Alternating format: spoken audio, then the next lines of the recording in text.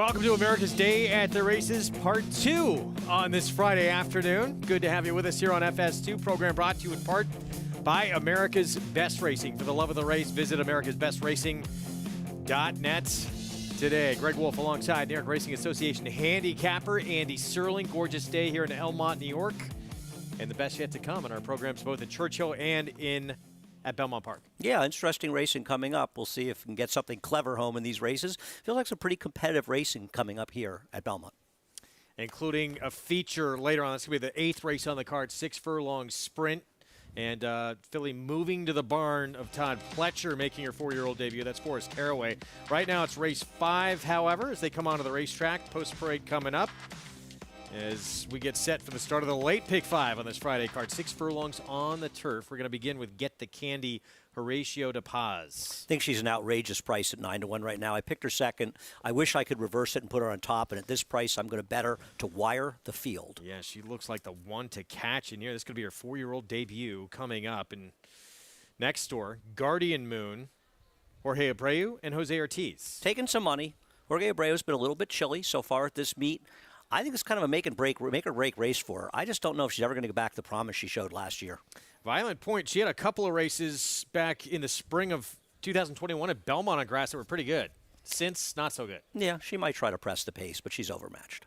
Mischievous Dream, Christophe Clement, Irad Ortiz Jr., cut back. I made the mistake of picking her, not realizing she'd be such a short price. She is the one to beat, as Christophe Clement's very good cutting back to 6 furlongs. This filly comes in off a win with Joel Rosario aboard. Just went by. Yeah, Sassy Melissa, can she improve against better horses? I don't think she's impossible. Jill's a hot mess. Linda Rice, Jose Lezcano. I have no idea why this horse is taking money. I don't know why she's the same price as Sassy Melissa. She's not as good as that one, and to me, she's an underlay. It's a keeper. Tom Albertrani trains. Dylan Davis rides. She got a great ride and great trip to win up in Saratoga in a race that would make her competitive here. None of her other races make her competitive. Social World, 8-1 right now for the Tom Morley barn. I don't think she's impossible from a talent standpoint, but Tom Morley is a trainer. His horses almost always need a start coming off a layoff, especially his turf runners. Pick 5 pool, 262,000 and growing. And you can be part of it by getting signed up with Naira Bets. Go to the website, nairabets.com, download the app. That's the offer. $25 free bet on the Belmont Stakes coming up, and a $200 deposit match bonus at sign up with that code right there, Belmont25. So be part of the action. So we get set for this pick 5 coming up. Let's check in with Maggie Wolfendale for more. Hi, Maggie.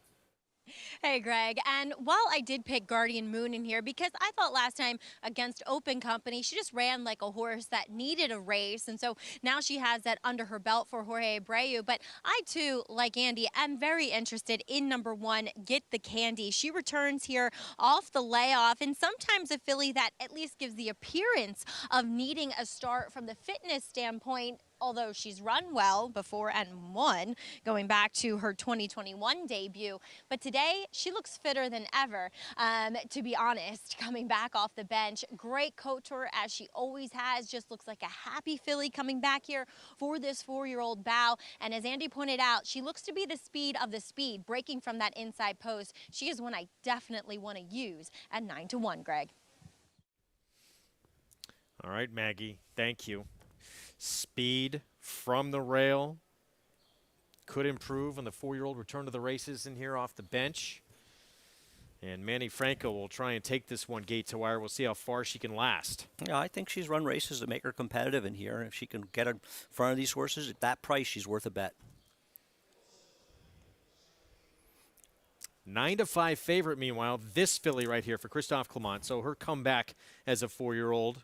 Christophe Clement had her at a mile. He's going to cut back to 6 furlongs here. And a stakes winner in the past. Won her debut. Showed some early talent. 9-5 a little short. Yeah, I think it is. I think that she's okay. I guess she's kind of stake-faced, and people go for that. Christophe Clement seems to do very well when he finds these horses to cut back to 6 furlongs. Well, before you get too excited about the stakes win, look, she was a 2-year-old. She got a 58 buyer in the stakes win. It's not an overwhelming performance. No, but she's stake-faced, and I think people go for horses that have run a lot of stake races, and that's what they're going for. I do think she's dangerous cutting back, but I don't think she's worth this price. If I had the foresight to realize that she'd be under 2-1 and the one would be 8-1, I would have gone 1-4 instead of 4-1. So there she is, favorite, steps in the line, daughter of Into Mischief for the Clement barn. We are set for the late pick 5 on this Friday card. Let's go to John Imbrial to kick it off. For race 5.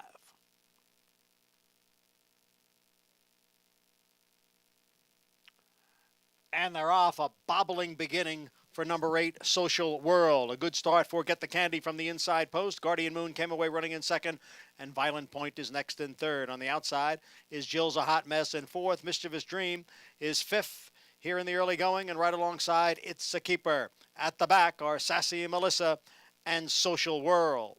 Get the Candy by 3/4 of a length. Guardian Moon right there on the outside in second, the quarter 1 in 21 and 4/5 seconds. It's Get the Candy taking the field around the far turn. The lead is down to a neck. Guardian Moon getting closer on the outside in second. Jill's a Hot Mess now moves up on the extreme outside. It's a Keeper is down towards the rail. Then comes a Social World along with a Violent Point. Mischievous Dream is going to need some racing room as they come into the stretch. The half in 44 and 4. Guardian Moon now takes a narrow lead from Get the Candy. And there is racing room now for Mischievous Dream. And here she comes. And on the far outside, it is Sassy Melissa. Mischievous Dream. Sassy Melissa drives up on the outside. They come for the finish. Mischievous Dream, the winner. Sassy Melissa closed to get second. Guardian Moon was third. Mischievous Dream holds off that late charge from Sassy Melissa. Joel Rosario making a bid, but Mischievous Dream now 3 wins from 10 starts on the turf. I don't think you can ride a horse better than Irad Ortiz rode this horse. He wasn't concerned getting himself a bit bottled up, as Johnny I noted in his call. Got a long stretch for the C's to part. She eased out from the inside and got it done. I thought Guardian Moon, who Maggie liked, ran a sensational race in here. That was a pretty quick pace that didn't get the candy.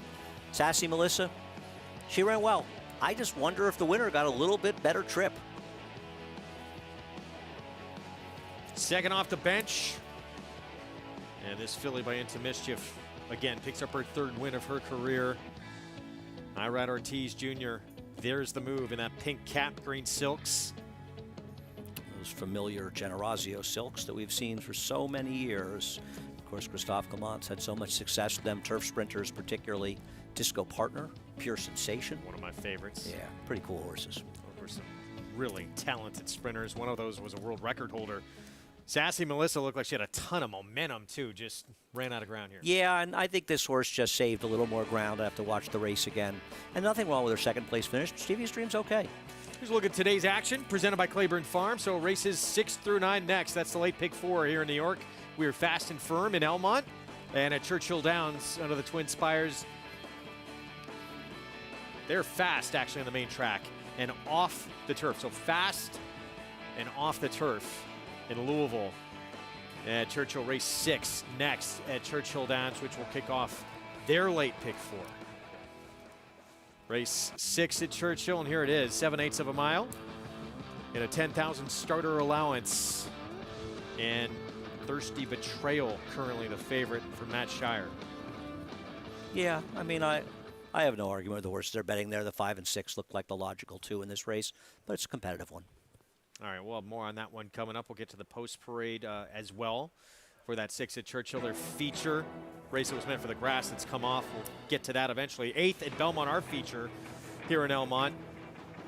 And mentioned briefly Forrest Caraway moving to the Todd Pletcher barn at the top of the show. 4-year-old debut coming up. Look, she's grade 1 placed in the 2nd start of her career against a filly that we thought was getting way too much hype when she went into that Breeders' Cup for Bob Baffert in terms of the numbers she'd run. She's the worst favorite in the history of the Breeders' Cup. Actually. Princess Nora. The worst favorite. There'll never be a worse favorite than her. Having said that, she's kind of a new face, and there's an appeal of a new face in this crowd. Her best race makes her a player in here, but she's going to have to run well for Todd to win this race. I think she's going to face a major threat from Rosa Veloce on the outside, who was wide against a good rail last time. And there are others that have good races that make them possible. Do you think she's getting more attention or will than she should because of that grade 1 placing as a 2-year-old? No, I think she's more going to get it because, much like the last winner, she's stake-faced. She's running a number of stake races. I don't think they're looking at the grade 1 as much, but I also think the trainer switched to Todd Pletcher. It's a little tough to ignore. That's to come. That'll be race 8, our feature race on this Friday card. Let's get back to Louisville and back to that 6th race. 7/8 of a mile again in this 10,000 starter allowance. And here they come for the post parade coming up. We'll begin with the biggest price on the board. It's going to kick things off. 17-1. Can't Imagine had one race with blinkers. Now they immediately come off. And this horse has completely fallen apart since being claimed from Chris Hartman. 17-1 right now. Ricardo Santana Jr. at this huge number on this gray son of Can the Man. This horse ran an 86 buyer just 4 starts ago, and that was for Chris Hartman. Yeah, this horse has run well. Here's the 2. Fiery Tail, Gennaro Garcia second off the claim. The last race really wasn't that bad. I'm kind of avoiding horses from Oaklawn. It was a sloppy track, but a big price if you like them. Eagle Pass at 5-1 for David Vance. I love turnbacks, and this horse is cutting back from 1 1/8 to 7 furlongs, 2 turns to 1 turn. Trainer, on the other hand, has a poor record with turnbacks. 2 for 3 at 7/8 as well, with the only defeat a runner-up finish. Here's the 4, Jurisdiction, Jerome Miller. Yeah, I'm surprised he's not the longest shot on the board, to be honest with you. I'm not sure what race he has that makes him competitive. This one for 8,000 claiming. That was a Churchill claim a mile. For 5. Win with Pride. Here's Francisco Arrieta for Robertino Diodoro. Yeah, I thought this one was very logical. Lost to a horse that was a speed last time. I thought ran competitive. I preferred him a little bit to the 6 and thought 7-2 is fair. Thirsty Betrayal was just 3rd behind Baby Yoda and Beverly Park, that wind machine last time out. No, he's getting some class relief. A very logical favorite. Joe Talamo aboard there. Crime Spree, 5-1 on the 7 for George Leonard. Comes out of the same race as Thirsty Betrayal, but finished 5+ lengths behind that one. And on the outside, at 5-1, Sky Scanner, son of Bernardini for Aaron Shorter. The race 2 back is fast enough to give this one a chance. Last time, not so much. Yeah, that was at Oaklawn. Another one of these Hot Springs runners trying to shift and have that form hold here at Churchill. And many of them have found a tough time doing that. 4 minutes away here from the 6th. Starts the Pig 4. Let's check in with Paul LaDuca, and how do we tackle the sequence, Paulie? Well, we're going to go a little deeper in the earlier races. We do have a single in race number 8 on this 9-race card. Rain earlier in the day, guys. We saw that. It was sloppy.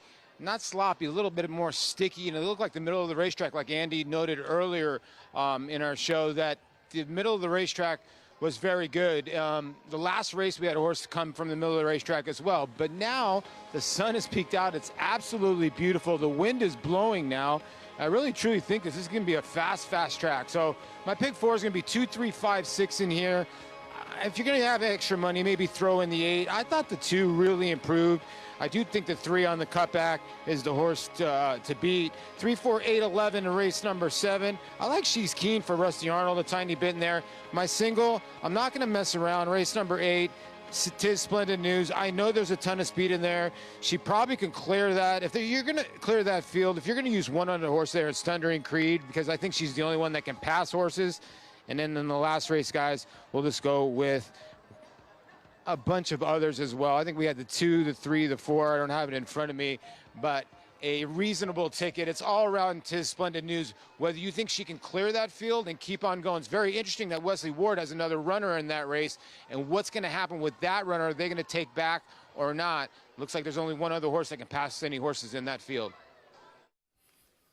Yeah, that other Wesley Ward, thanks, Paul, that's Red Ghost, who was in the Grade 3 victory ride and actually ran pretty good in that race. Before that, Grade 3 win in the Miss Preakness. Yeah, I would use both Wesley Wards in that race. I understand Gaffleone's on the other one, but I'm not sure Red Ghost isn't as good, if not better, on his best races. Well, it'll be interesting to see those stablemates duke it out as we take a look at the favorite here in this first leg of the sequence in this pick 4. This is Thirsty Betrayal, and we're going to take a look back. I would use 5 and 6 here. Try to live and die with that. Well, this is not the correct race. This is not the correct race, but it is a nice turf race, and the grass looking green. I like Catch Magic in the 7th race, by the way, Greg. The Norm Cassie horse. I noticed that Paul used that horse. I'm just going to take a shot at Catch Magic. $600,000 2-year-old can wire the field. All right, 2 minutes to post coming up. Where has he been? That's what I want to know. Jonathan Kinchin, welcome back. I was in Maryland. I was trying to hang out with Andy, but he didn't want to hang out with me, so I ended up having to just hang out by myself. No big deal. Maybe in Saratoga we can be friends. Doubt it. I like the 6 Thirsty Betrayal here. This is a horse where we talked about it often on the show. I feel like Starter Allowance Company is the condition that I think you can sometimes trust the favorites the most. It's a situation where horses have to run for a certain price tag or some condition they have to kind of run for to be in here. And Thirsty Betrayal is one of those horses. He qualified to run for this he ran for 8,000 and qualifies to run in this race. The way that he ran last time against a horse like Baby Yoda, the speed figure that Thirsty Betrayal earned makes him extremely tough in here. To me, I just feel like he's tactical enough, he can stay close enough, and I just feel like he might be better than these horses. And often when you're looking at races, it doesn't always happen that way unless it's a grade 1 or grade 2 race where you can say that this horse is better than the other horses because of the claiming tags and because of maiden special weight, maiden claimers, things like that. I do feel like in these starter allowance races, they're some of the most dependable singles that you can have. And playing this pick 4, I'm going to single the 6 Thirsty Betrayal. If Thirsty Betrayal runs the race that he ran last time, he'll get his picture taken in a couple minutes. We'll find out if he does indeed get that picture taken. 9-5 in here. Look, there's no question. Baby Yoda, another level than these horses. And Beverly Park was one of the great stories we've had on the program. A horse who, I think, what 23 wins or something like that? Amazing horse. Won 8 in a row at one point. Amazing horse. He's already run like 15 times in the last year or whatever. He's an amazing horse. For the record, by the way, I saw Jonathan twice. Well, I should say he was able to see me twice before I hid from him. So it was you blowing him off? No, I saw him in front of the hotel. I don't know what they were doing, and they stopped by at dinner. Okay. You know, can I tell you? I mean, that's all you need. Yeah. You were busy. You had things going on. I don't know why anyone would want to spend any time with me anyway. I'm not particularly fun. Please. You're great company. Thank you, Greg. I appreciate you saying that. It's nice just to lie on the air. All right, so this race coming up, we've sort of talked about. The 7th next is that maiden special, mile and a 16th. I like the 3. I know the 4 was a bit green first time out. I'm not sure that horse is very good. No, it's wide open race, though, the 6, the 7, either 6, 7, and 10, all horses can win. I think the 3 is a horse that's just going to go out front and the 6 is scratch. Thank you. Right, I know the 6 is scratch, but I still said it because I'm an idiot. 7 and 10. I just going to hope the Catch Magic is able to get out in front and just control on the front end. Go to my kind of play. We'll see. And then, I think Paul's probably right. Even though there is that other Wesley Ward horse in that 8th, probably the main track only will get a lot of attention. Yeah, that horse will be favored. It's Gaff Leone. It's an MTO, and I'm just not sure that horse is necessarily significantly more likely to win than Wesley's other horse. That's all. I'm not. I agree. In no way I'm going to be surprised when His Splendid News wins. And as far as the last race, I mean, the 6 is a drop down for, dare I say it, 10 Strike Racing. Shots, everyone. I did not have a particularly good handle on this race. I saw Paula used the 1, 2, 3, 4, and 7. I would have used the 6. I don't know who else I would have used. I could have used a lot, a little, who knows. Wide open race. All right, good luck in this pick 4 coming up. Favorite steps in down to 3-2 now here on Thirsty Betrayal. That Jonathan push. I used 5 and 6. I bet a little double 5, 6 with 3. Win with pride, the 5. 3-time winner at 7/8. Travis Stone to get us started in the pick 4 here from Churchill.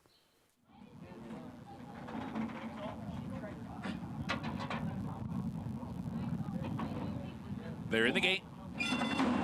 And they're off. Sky Scanner went to the far outside. Crime Spree is there. Can't Imagine is asked for speed off the mark and races on through to take over. So it is Can't Imagine out there setting the pace. Jurisdiction comes on to be second as they cross over onto the main track. Now Thirsty Betrayal comes on to take that second spot. Jurisdiction is back toward the inside, racing in third. And then it's Crime Spree not far behind, fourth and on the outside. Win with Pride in behind that second flight, racing in fifth. Fiery Tail over to the inside, sixth. Eagle Pass advancing up wide while seventh, and Sky Scanner the trailer. The opening quarter clicked off in 22 and 4, and it's Can't Imagine on the far turn in front. Here comes Crime Spree with a 3-wide bid, and Thirsty Betrayal smack dab between them. 3-ply battle round the far turn. 3 lengths back, Eagle Pass coming up alongside of Jurisdiction. The rest with a lot to do. At the quarter pole, Can't Imagine turning for home with Crime Spree and Thirsty Betrayal. Eagle Pass in behind with Jurisdiction. Racing for the 8th pole. Crime Spree puts the white blinkers in front, but Thirsty Betrayal battles on toward the rail. Eagle Pass 3rd, final 16th. Crime Spree, Thirsty Betrayal, and Eagle Pass down the center. Any one of these 3, it's going to be close. Here's the wire. Thirsty Betrayal dug down to do it. Right there was Crime Spree and Eagle Pass. Farther back, Fiery Tail and Can't Imagine. Thirsty Betrayal and a great finish here down the stretch. Joe Talamo getting just enough out of the 6-year-old gelding for the win. I don't think there was really any point in this race this horse looked like a winner. No. I mean, he was not going well between horses around the turn. The 7 seemed to have the best of them. You saw Joe Talamo trying to rouse him. The 3 hung like a chandelier. He made a big move in the turn, the cutback, and didn't finish up, though he did maybe finish second. But he ground the win out. He would have been my 3rd choice right about here. Yeah, I mean, I you know, and I know Johnny liked it a lot, and I used 2 horses, the 5 and 6, and around the turn I thought, I'm dead. The 5's not running, and this horse gutted it out. Not winning like a favorite should, but winning nonetheless. But in the end, it's like Al Davis said, just win, baby, and he did. 7th win of his career in 28 starts. Late pick 4. Next at Belmont when we return. Mile on the main track, and there's the one to beat. Stone Creator for Charlie Baker with John Velasquez. Stay with us. Eclipse champion Blaine ranks among the nation's top sires at a fraction of the price. His recent top runners include Aga Khan stud Sinabad, a top performer overseas, plus these recent standout performers.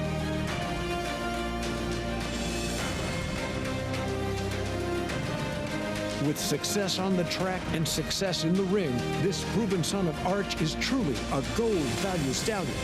Blaine, standing at Claiborne Farm.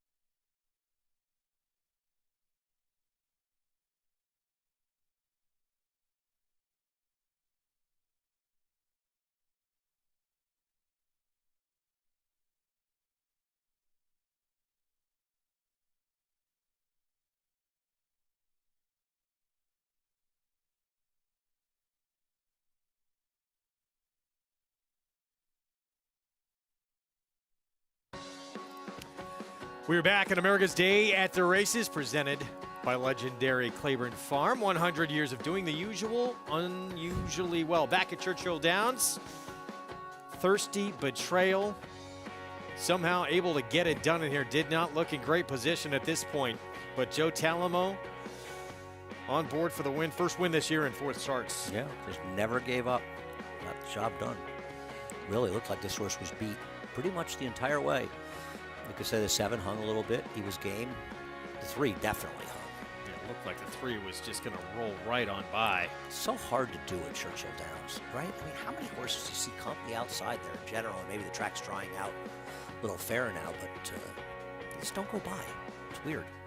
$5.40 for the win of pick 4 that ended there for $2. Comes back $647.80. We'll set up The 7th in a bit. Right now it's back to Belmont, race 6. Pick 4 time here in New York, as we mentioned, in a 4-5 favorite. Stone Creator for Charlie Baker. Let's head downstairs to Maggie. And the second place efforts are starting to add up for Stone Creator, though this arguably could be one of the weaker fields she's faced. The last time she should have gotten things done, and catching up with her trainer Charlie Baker, who decides to put the blinkers on this daughter of creative cause today, has said that, you know, the riders that have been on her back feel as though she is just waiting on horses, and so she just applies a very short-cut cheater blinker today. I've liked her physically in all of her starts. That has not changed today. We'll see if the blinkers make a difference. Number 4 is Galena, who won her last 2, but they came on wet racetracks, and she was with the way the tracks were playing those days too. And watching her warm up on those particular race days, you could just tell she was a filly that appreciated the wet going. She's not getting it here, and she comes back off a little bit of a layoff. Wish she looked a bit more defined, and she just seems agitated. For whatever reason, she kind of came in walking wide, swishing her tail a bit, just a little uncomfortable, to be honest. So I'm not sure if this is the right situation for her coming back today, Greg. All right, Maggie, thanks. There is the 4-5 favorite, and yes, 3 consecutive seconds. Give her a little bit of break. She wins first time out. She's been in a couple of stakes races as well against Yokuz, who beat her 2 in a row. Well, Yokuz was also very fortunate in those races. I mean, nobody went. She got easy leads, tracked away. Her last race was an inexcusable loss. She should never have lost. I know it was a Jeffrey Englehart horse off the claim. Got a good trip, but she offered no resistance. Now, it is 16th mile shorter. Not that would have mattered last time. I'm starting to wear out from her. And I actually think this is a more competitive race than she was in last time, because, you know, I don't really like Galena, but she, you know, did improve, though she may be a wet track horse. But I really do like Gringotts a lot in here. We'll see if she does off the claim, but she was an hour the best last time, and she's been in very good form. Here they come for the post parade. So we'll start with No Chalk, 7-1, 2 sprints, and now they stretch out to a mile. Yeah, I don't know why this horse is only 7-1. I know she won her debut, but it was a slow race. She would have to improve. And then second at 1-5 at Finger Lakes. Right. Mia Be a Star, 20-1, Heeman Harkey. Her races 2, 3, and 4 back aren't that bad. She stunk last time out, but I'm not sure why the 1 is 8-1 and she's 21-1. So the aforementioned Gringotts just claimed, now in the Bob Claceris barn. She did not get a good ride last time with it. With this rider, she would have won that race. You could say these horses are tougher, but how much tougher are they? Galena, James Bonbarn, has put together 2 wins in a row on off tracks. The problem is she really was getting her act together. Now she's been gone 4 months, and she's got to come back in that kind of form. And those were sloppy and muddy sealed tracks, so will she do it on a dry Harrow track? But she did run well in those races. Yeah, at Aqueduct, both of those. So here's the odds-on favorite, John Velasquez for Charlie Baker. Yeah, I mean, she's fine, and she may win this race, but to me, she's not an odds-on horse. She should have won last time. Know-it-all Audrey, tough to find reasons to like. I agree. She seems like a outsider. 14-1. Second off a short layoff. Eric Cancel will be aboard. Then 6-1 outside. Blinkers coming off after a 1-race experiment in the Grade 3 Gazelle. Yeah. She doesn't have Lasix. Right. She doesn't have races good enough to win, but she does get Lasix, and obviously it was a silly spot last time out. I mean, I guess she's a horse that could get a small piece depending on how you feel about the race. 5 minutes to post. In the 6th coming up again, it's the start of the Pick 4. You can follow along on our program and all these races with the stats and all the jockeys, trainers, and horses by downloading free Equibase past performances at NYRA.com/TV schedule. 4 minutes to post here in the 6th at Belmont. Jonathan, what do you think? 1-2 now on Stone Creator. Yeah, that's a little bit short from a figure standpoint. Now, I'm not arguing that this horse could win, and if you were playing a multi-race bet, I would use the 5. But from a win standpoint, a little bit short, 1-2 for me. I thought the 4 was a little bit interesting for Jimmy Bond. Horse has a couple of back numbers, but not enough back numbers for me to lean on. And then, like Andy mentioned, the 1 on the inside, No Chalk. It's one of those situations where I honestly believe that horse players that are paying attention know of the last name Matisse. I bend the knee to the Matisse brothers when it comes to handicapping and horse playing. They've taught me a ton. And so I think that a lot of times people just kind of assume that if they have one in, it could be live and they don't want to miss the train. Look, I think the 5 will probably win, but I do think the 1 and the 4 are usable. I was going to do a pick 4 ticket, but as I created it, I realized that I didn't have any opinions, really. I was just basically creating a ticket. And I try to avoid doing that. I try to avoid just making a ticket. I don't have an opinion really in the second leg. I feel like you need to use quite a few in there. The Mike Maker horse, Jewel Stone towards the outside, is one that I thought was a little bit interesting. You wanted to make sure you used. In the third leg, what's going to happen with this 5 Forest Caraway, first-time Todd Pletcher? When you leave a high-percentage trader like Peter Miller and go to a Hall of Famer like Todd Pletcher, I don't really know what's going to happen. I mean, you know, obviously Peter Miller's a high-percentage guy. Is the horse going to fall off, or is the horse going to actually even excel now with a Hall of Famer like Todd? I didn't know what to do there. I thought the 7 in that race, Rosa Veloce, was one that you wanted to probably include. And then to wrap it up, I thought that was wide open as well. I wanted to lean on the 2, Temperamental, as a horse that should get a nice trip from the inside. But, you know, it's a closer in a turf sprint, and I don't like closers in turf sprints. So if I was playing a ticket, you can jot this down, and I would encourage you to mix in your own opinions here, because this is not a good ticket to play. I would play 1-4-5 with 3-4-6-9 with 5-7 with 2-11-12. But like I said, I'm hoping you have an opinion in another race that maybe you can kind of mix that in. I think it's a tough sequence, and I just don't have any strong opinions. All right, Jonathan, thanks. Yeah, quickly, that last race, the 12, Road to Remember. Not going to be 9-2 in there, is she? Did you think she'd take more money? I picked her second. No, I think she'll be one of the favorites, right? Yeah. I thought the 2 and 12 would be favored. I like the 3, Jet Set Juliet, who has plenty of pedigree to handle, and I thought could be live in there. So I was going to use 2, 3, 12. Well, yeah, this price remains odds-on Stone Creator. 3 consecutive seconds. Andy pointed out not a lot of excuses last time, and that was against same kind of company and arguably a tougher field getting today. Let's head downstairs to Maggie. Oh, no, Andy, you and I like the same horse in the last. You know what that means. Find somebody else. No, I'm kidding. But taking a look at Carragate on the outside, she is a horse that gets Lasix for this start, takes the blinkers off, and one that in the past has gotten really revved up prior to her starts. And today, with the addition of Lasix, blinkers off, she's a lot more settled and just well within herself. And wow, did she move really well over the racetrack in the warm-up. Javier Castellano, the Hall of Famer, climbing aboard yet again. He brought her maiden victory back when she was a 2-year-old. And look, I think she faced, obviously, a better field last time, and as well, the race back in February coming off a bit of a layoff, and she looks ultra fit today. So I think she's very interesting, and I'm going to take a little bit of a stab with her. Now, number 3, Gringotts, first off the claim for Bob Caceres.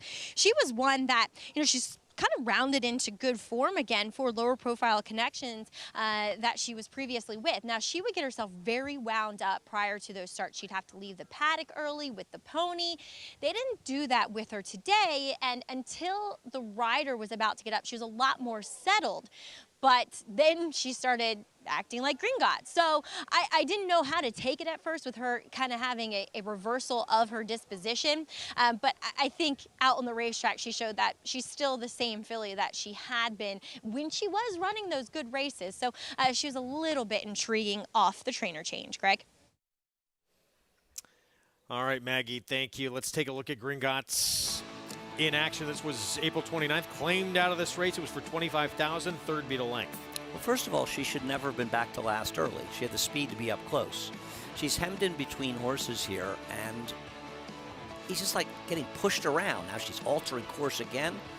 I mean, I don't know what you can expect this horse to do. So now she's in this situation. You want to get outside in the clear, and to be fair, the rider probably tried, though hitting a righty didn't really help. They hit her a little lefty there, but the door's closed on her, so now she's got to duck inside of horses, which is not the way to move. You know, you can say, well, they were lower-level horses. She ran a figure that's competitive with anyone in this race and better than most. She didn't get a good trip.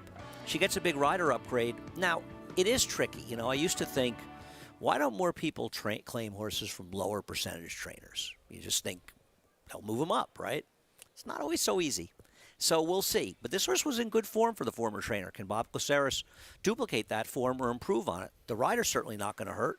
And 7-1 to me seems like just a ridiculous overlay. I have no idea how she's a bigger price than the 7 horse in this race. I understand the appeal of the 4. People like wins. I don't particularly like her. I picked her 3rd. I picked the 7 4th. But I think the 3 is a more likely winner than either one of those, and she's a bigger price. Meanwhile, it has been a short price, getting even shorter on Stone Creator. Been favored throughout. The 5 filly for Charlie Baker, cutting back to this mile. But as you said, had that last race been in a mile, she still would have been beat. Yeah, you know, she has had some excuses in her races, but I'm just starting to sort of wear out. Her last race was her worst. She's the horse to beat in here. She's probably a 6 to 7 to 5 shot. 3 to 5 is outrageous. See how it plays out. Stone Creator wins it first asking. It's going to be a cruel game. And John Velasquez has got to just put her in front, not fool around. Well, you see that blinkers bullet on. drill, too. That's got to be with the blinkers go on. You would and try think. to just get away from the field. Trying to be more aggressive. Yeah, she is the speed. 3 consecutive seconds since that debut win. Can she get her picture taken again? Let's go upstairs. John Imbrial, the call, race 6, Belmont.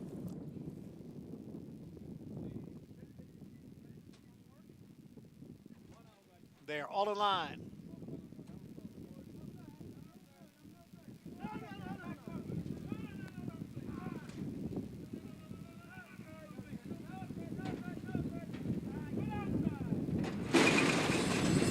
And they're off. And they all came away together. On the extreme outside, it is Carrigate, and at the rail, it is No Chalk. Stone Creator is up close, along with Know It All Audrey. Then Gringotts racing in 5th. Now it's 2.5 lengths back to Mia Be a Star, and Galena will be the early trailer in 7th. It is Carrigate and No Chalk right together, with the favorite sitting just off them in 3rd, Stone Creator. 1.5 lengths back to Know It All Audrey running in 4th after an opening quarter in 22 and 3. Gringotts is in 5th, a half dozen lengths from the lead. Farther back, it's the gray, Mia Be a Star, and Galena trails. No Chalk at the rail with a head in front of Carrigate. Stone Creator sits just off of them in 3rd as they race around the far turn. The half mile in 46 seconds. No Chalk and Carrigate, they are right together. Now Stone Creator is pushed along here. To her outside is Know It All Audrey. And then Gringotts down at the rail, followed by Mia Be a Star and Galena. No Chalk is still the leader here, coming for the quarter pole. Stone Creator's in between horses. Know It All Audrey on the outside. And then Carrigate. 3/4 in 1:11 and 3. No Chalk is in front by 2.5 lengths. Stone Creator, Carrigate. On the outside, Know It All Audrey, and Mia Be a Star is rallying out in the middle of the track. It is No Chalk trying to pull off the upset here. Mia Be a Star on the outside. No Chalk, Mia Be a Star driving. They come for the finish, and it's going to be a photo finish. Maybe No Chalk, Mia Be a Star on the outside. No Chalk at 12-1. Mia Be a Star at 43-1. Big difference hanging in the balance in a photo finish with an odds-on favorite defeated here in the 6th of Belmont. Well, I didn't get this horse at all. A horse ran an unbelievable race, setting an insane pace. I'm not surprised the 2 who was 3 times the price, 3.5 times the price, almost beat her, getting a good trip. And she got it done. She ran very big to win it. I don't know where you could possibly see it coming from, but she ran it. There were also an enormous amount of no-shows in this race. The 1 did win the race. The 3 didn't run a step. The 5 wasn't winning. Now, in fairness to John Velasquez, how is the 5 going to get the lead from this horse? How could you see this horse going 22 and 3? Wow. There is your winner. It was close, but it does look like No Chalk at 12-1, just outlasting that 43-1 shot in Mia Be a Star. Kendrick Carmouche, 2 sprints, stretching out down to her tapiture after disappointing at 1-5 in her first start against She winners. got a perfect trip to beat a terrible field first time out. She went up to Finger Lakes and lost to an ugly looking horse in PPs. And today she sets a wicked pace and wins the race. Wow, congratulations. Big upset here in the start of the pick 4, and it's up on the board. 1, 2, 7, 6, 12 to 1 over 43 to 1 over 9 to 2. Prices from this one when we come back.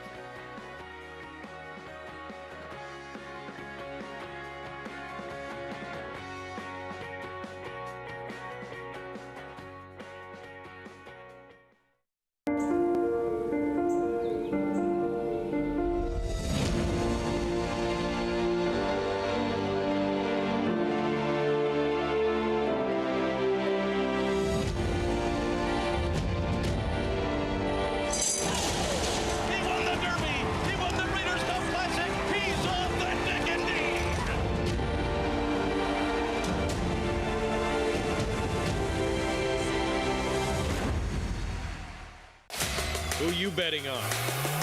How about an app created specifically for horse racing? Naira Bets.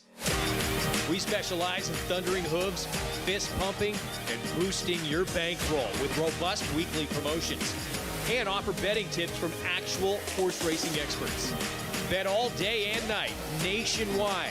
Get the action and thrill of horse racing with Naira Bets.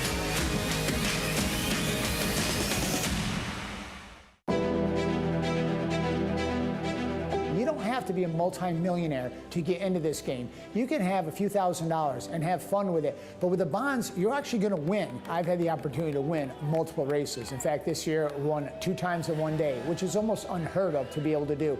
This is going to happen with them. You will get into the winner's circle in Saratoga. You will walk that horse in, and you will stand there, look at the crowd, and the bonds will take you there and get you into that winner's circle. And it won't cost you a lot of money.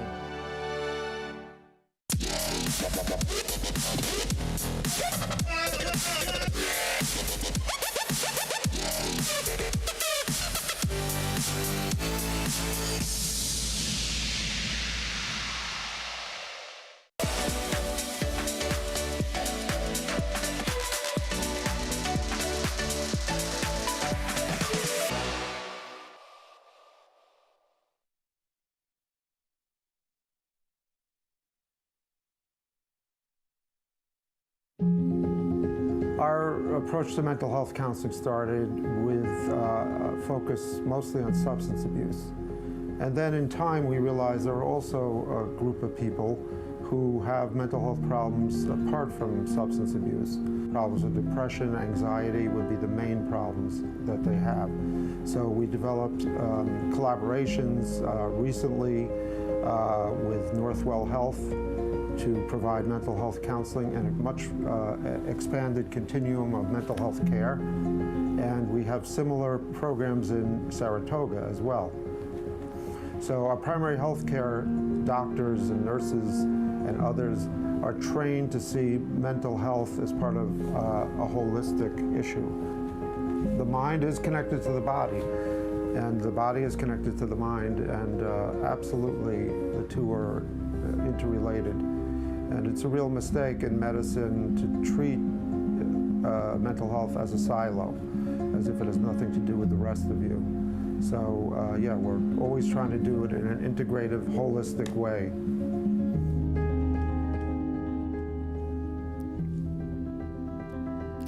So important, the work that the Backstretch Employee Service Team of New York does, caring for those who care for our horses. We wouldn't have a sport without them. No chalk, Kendrick Carmouche, 12-1 upset, holding off what would have been a much bigger upset, 43-1. Runner-up. I have a friend who's texting me who wouldn't have been upset at all. He would have won about 50,000 or more if that horse had won. But he still did okay with him second, or second.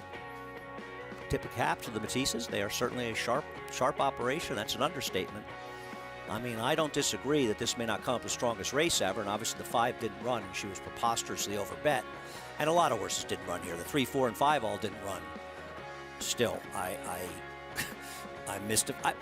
If she was 30-1, I don't understand how she's 12-1 and the second horse is 43-1. I don't know how you look at the PPs, and the only thing you say is the 2-1 was more lightly raced. But well, What made that? Probably Carmouche over Harkey, right? People. Just, I guess, yeah, I guess. I mean, shouldn't have been. I yeah, agree. I mean, 100%. they could have been the same price. They both could have been. I mean, they both could have been 23 to 1. I mean, they're not saying that either one of them should have been a short. You know, the two should have been a short price. I just don't know how the PPs. You think the 2 is supposed to be a 3-1? You know, it's 3.5 times the price. And the 2 was a 3-time winner. As well, no chalk, just a maiden win. Back at Churchill, here is Forever After All, first-time starter by Connect for Al Stahl. Okay, I better get my act together 13 to 1, going a mile and a 16th here. Tough. You know, this was a half to Tom's Day Tot. One of my favorites. Al Stahl also trained. Catch Magic, start number 2 for Norm Cassie, Curlin filly. Go to the lead and never look back. Showed some quickness in that debut at Fairgrounds in late March. Dance It, Tap It, $500,000 for Steve Asmussen. Broke slow, was green last time, but ultimately didn't run well. A man set, 21 to 1 with Raylo Gutierrez. Trying the dirt for the first time after 4 failed attempts on turf. Butterbean, 58 knockouts. Do you realize he had in his career? Who's that? Who's Butterbean? Eric Ash, the boxer. Never heard of him. Sorry, he's probably never heard of me, so we're even. Source's already lost at short prices 4 of the 5 races she's been in. 2 no to 1 thanks. favorite. Here's Fine Cotton, Neil Pessin of Bell's the One fame. Her last is fast enough to win. Don't know where it came from, but it's definitely fast enough to win. Yeah, it showed speed on the stretch out in that race. Aaliyah Esri, blinkers on. Chad Brown. Failure for Chad Brown. 2 sprint stretch out, and we just saw that angle win at Belmont. 5 prizes, 9 to 2 with Tyler Gaffleone. Todd Pletcher. That's the best thing this was going. The race 2 back's fine. Last dirt race. Yeah, second beat of length. Yeah. Going a mile 40 against straight maidens. She's keen at 5 to 1. Julian Leproux, Rusty Arnold. Don't like the posts going long. Not sure why this was taking the same amount of money as the 10. And 27 to 1. Outside on a second-time starter by Street Sense. Source had a wide trip last time, but really didn't do much running. Big number there. Favorite, the 7, Butterbean. Let's go to Paula Duca for more. Yeah, and Butterbean, obviously a heavy-set kind of fighter. I think Mike Tyson ended his career, but I'm with you guys. I think Butterbean's a little bit overbet in here. I also think the 10 horse in here for Todd Pletcher is a little bit overbet. Well, I will give the Pletcher horse a little bit of credit when you see that, you know, that she's run well over synthetic. She's run well over a sloppy racetrack. She's won well over a dry racetrack. She just hasn't really sealed the deal. When they came out on the oval, the 3 Catch Magic just looked unreal for Norm Cassis. I'd have to agree with Andy. I think they're going to go straight to the front here and try to win this race gate to wire. She looked wired, ready to go. She got an aggressive warm-up from Addis Beskica. Dance at the 4. They paid $600,000 for this great filly. I thought she looked good as well. Maybe she can get out of the gate. They did bet her first time out, and she was off a little bit, and she sort of just ran around there. My long shot is Fine Cotton. This is a horse. They paid $450,000 for this filly. They put blinkers back on. She was 85 to 1 first time going around 2 turns, and she ran a bang-up race. I don't see why not. I don't see why not. This race lays almost 3-8 around the racetrack, and those 2 horses could go to the wire. I thought this race was 3-8. I also used the 11 a little bit for Rusty Arnold. The 4 as well. Again, I'm just against the 2 favorites in here, the 7 and the 10. All right, Paulie. Good luck as we take a look at She's Keen. Keen Ice filly. Rusty Arnold continuing to have a tremendous meet here at Churchill. Let's see if this one can turn things around. Poor beginning in each of her first 2 starts, so we'll see if she can get that corrected, the 11. You don't want to get left from an outside post going 2 turns. It's a recipe for disaster. Thought the horse was taking a little bit too much money, but certainly not impossible in this race. Meanwhile, Todd Pletcher with another expensive runner in here. Donner Bernardini with more on 5 prizes. Who's on your screen right now? Let's go to JK. Yeah, I wanted to kind of piggyback Paul's idea about being against the 10. And look, I've bet a number of Rapoli horses today already. It feels like a lot already today that I've singled or bet, whether it be at Churchill or at Belmont. So I'm going to say something negative about this one, but it's just an honest opinion when it comes to Todd Pletcher runners. If Todd has an expensive horse that he debuts long on the grass, and then that horse has a couple of starts on the synthetic, the horse probably isn't very good. And that happens sometimes. You know, as many good horses as Todd has and as many good horses as Rapoli has, sometimes you know, it's not an exact science when you go to buy these horses or breed these horses. And I feel like when you see a horse like Five Prizes, past performances with a debut long on the turf and a couple of starts on a synthetic surface, it's probably the indicators of a horse that's not particularly fast. Now, maybe the 10-5 Prizes will prove me wrong here, but it's at least a clue that I think you might want to keep an eye out for. I thought the 4 Dance It was interesting. This is a horse that took a ton of money on debut, didn't break particularly well, didn't run particularly well going the mile in a 16th, but shows back up here for Steve Asmussen, back here at Churchill's, got a lot of works under the belt. Is a horse that I thought at least at 7-1 was a little bit interesting, because I'm not crazy about the 10 like I mentioned. I do think the 3 Catch Magic, is interesting, but too short of a price for me. Yeah, she's getting a lot of attention, the 3. She's the favorite right now, 5-2 on the 1 sprint, and now stretching out for Norm Cassie, $600,000 daughter of Curlin. Meanwhile, Steve Asmussen at 7-1 next door on a $500,000 daughter of Tappet, who did go long first time out. She got off to a slow start. A lot of these Whisper Hill horses cost a lot of money, or they're expensive, well-bred pedigrees, and they just seem to too often underachieve. The horse was 2-1 last time by default, because there was like one horse taking money and nobody else in the race. So I don't know how much she was bet, as much as the Asmussen factor, the Rosario factor, and nobody else to bet. Travis Stone with the call, 7th from Churchill. And they're off. Butterbean, good beginning. Fine Cotton showing some speed. She's Keen, alert out of there. Catch Magic is asked for speed. They race for the clubhouse turn in. Catch Magic, benefiting from her inside post, comes on through and is the leader, but Butterbean is right there. Running along in second, and Fine Cotton is right up and on the pace. 3 wide while third. Dance It tucked away neatly. 4th and toward the rail. Amenset's not far behind 5th. She's Keen 6th.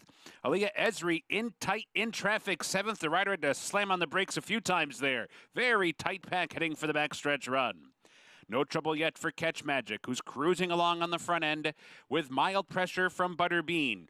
Dance It is pulling at the rider, 3rd and toward the inside. Fine Cotton is racing in 4th. Amenset is 5th. She's Keen on the far outside, racing up into 6th. Aaliyah Esri is running along in 7th. Music Street from that outside post to the rail in 8th. 5 Prizes in the clear 9th, and Forever After All's the trailer in 10th, but only about 5 lengths off the lead. They negotiate that opening quarter in 24 and 3. The opening half in 49 and 1/5 seconds. 3 furlongs from the money. Catch Magic, the leader. Butterbean begins to crank up the pressure now. And Fine Cotton is poised 3 wide. She's Keen comes on 4 wide. Dance It in behind with Amenset. The rest with work to do. They're off the turn. Butterbean comes off the turn and takes charge and heads for home. Opening up to lead by 2. Catch Magic gives way. Amenset comes on through between horses. She's Keen is there with Fine Cotton. Dance It toward the inside. Final 16th. Butterbean by 2. Amenset runs up into 2nd. Time running out to catch Butterbean. Butterbean did it. Butterbean, a length and a half in the end. Amenset was 2nd. Fine Cotton was 3rd. Tight for 4th between Music Street or She's Keen. Make it 59 knockouts for Butterbean. Stalked the slow pace set by Catch Magic, who had absolutely nothing when they hit the top of the stretch, and was able to hold off the long shot Amenset, who Dallas Stewart's probably now saying, why wasn't I running this horse in the dirt all along? Dropped in for a tag last time. 75,000 maiden claiming, so still a high level. Back in a maiden special, and 6th time out after 4 seconds and 5 starts. Able to break her maiden. Candy McPeak. Brian Hernandez Jr. Wow, tough beginning, certainly for a couple of horses there. 9 might have taken the worst of it out of the gate. Butterbean, though, Magdalena Racing. Klimt, 3-year-old filly out of a Johannesburg mare. McPeak, Hernandez team up for the win. Wonder how many other Klimps won going long. I feel like the only ones I saw win were going short on the turf. Prices from this one when we come back, and we'll get to more action from Belmont ahead. 7th is next. We're 14 minutes to post. 6 furlongs on the turf coming up. Cousin Andrew has been good on the grass, getting back on it today.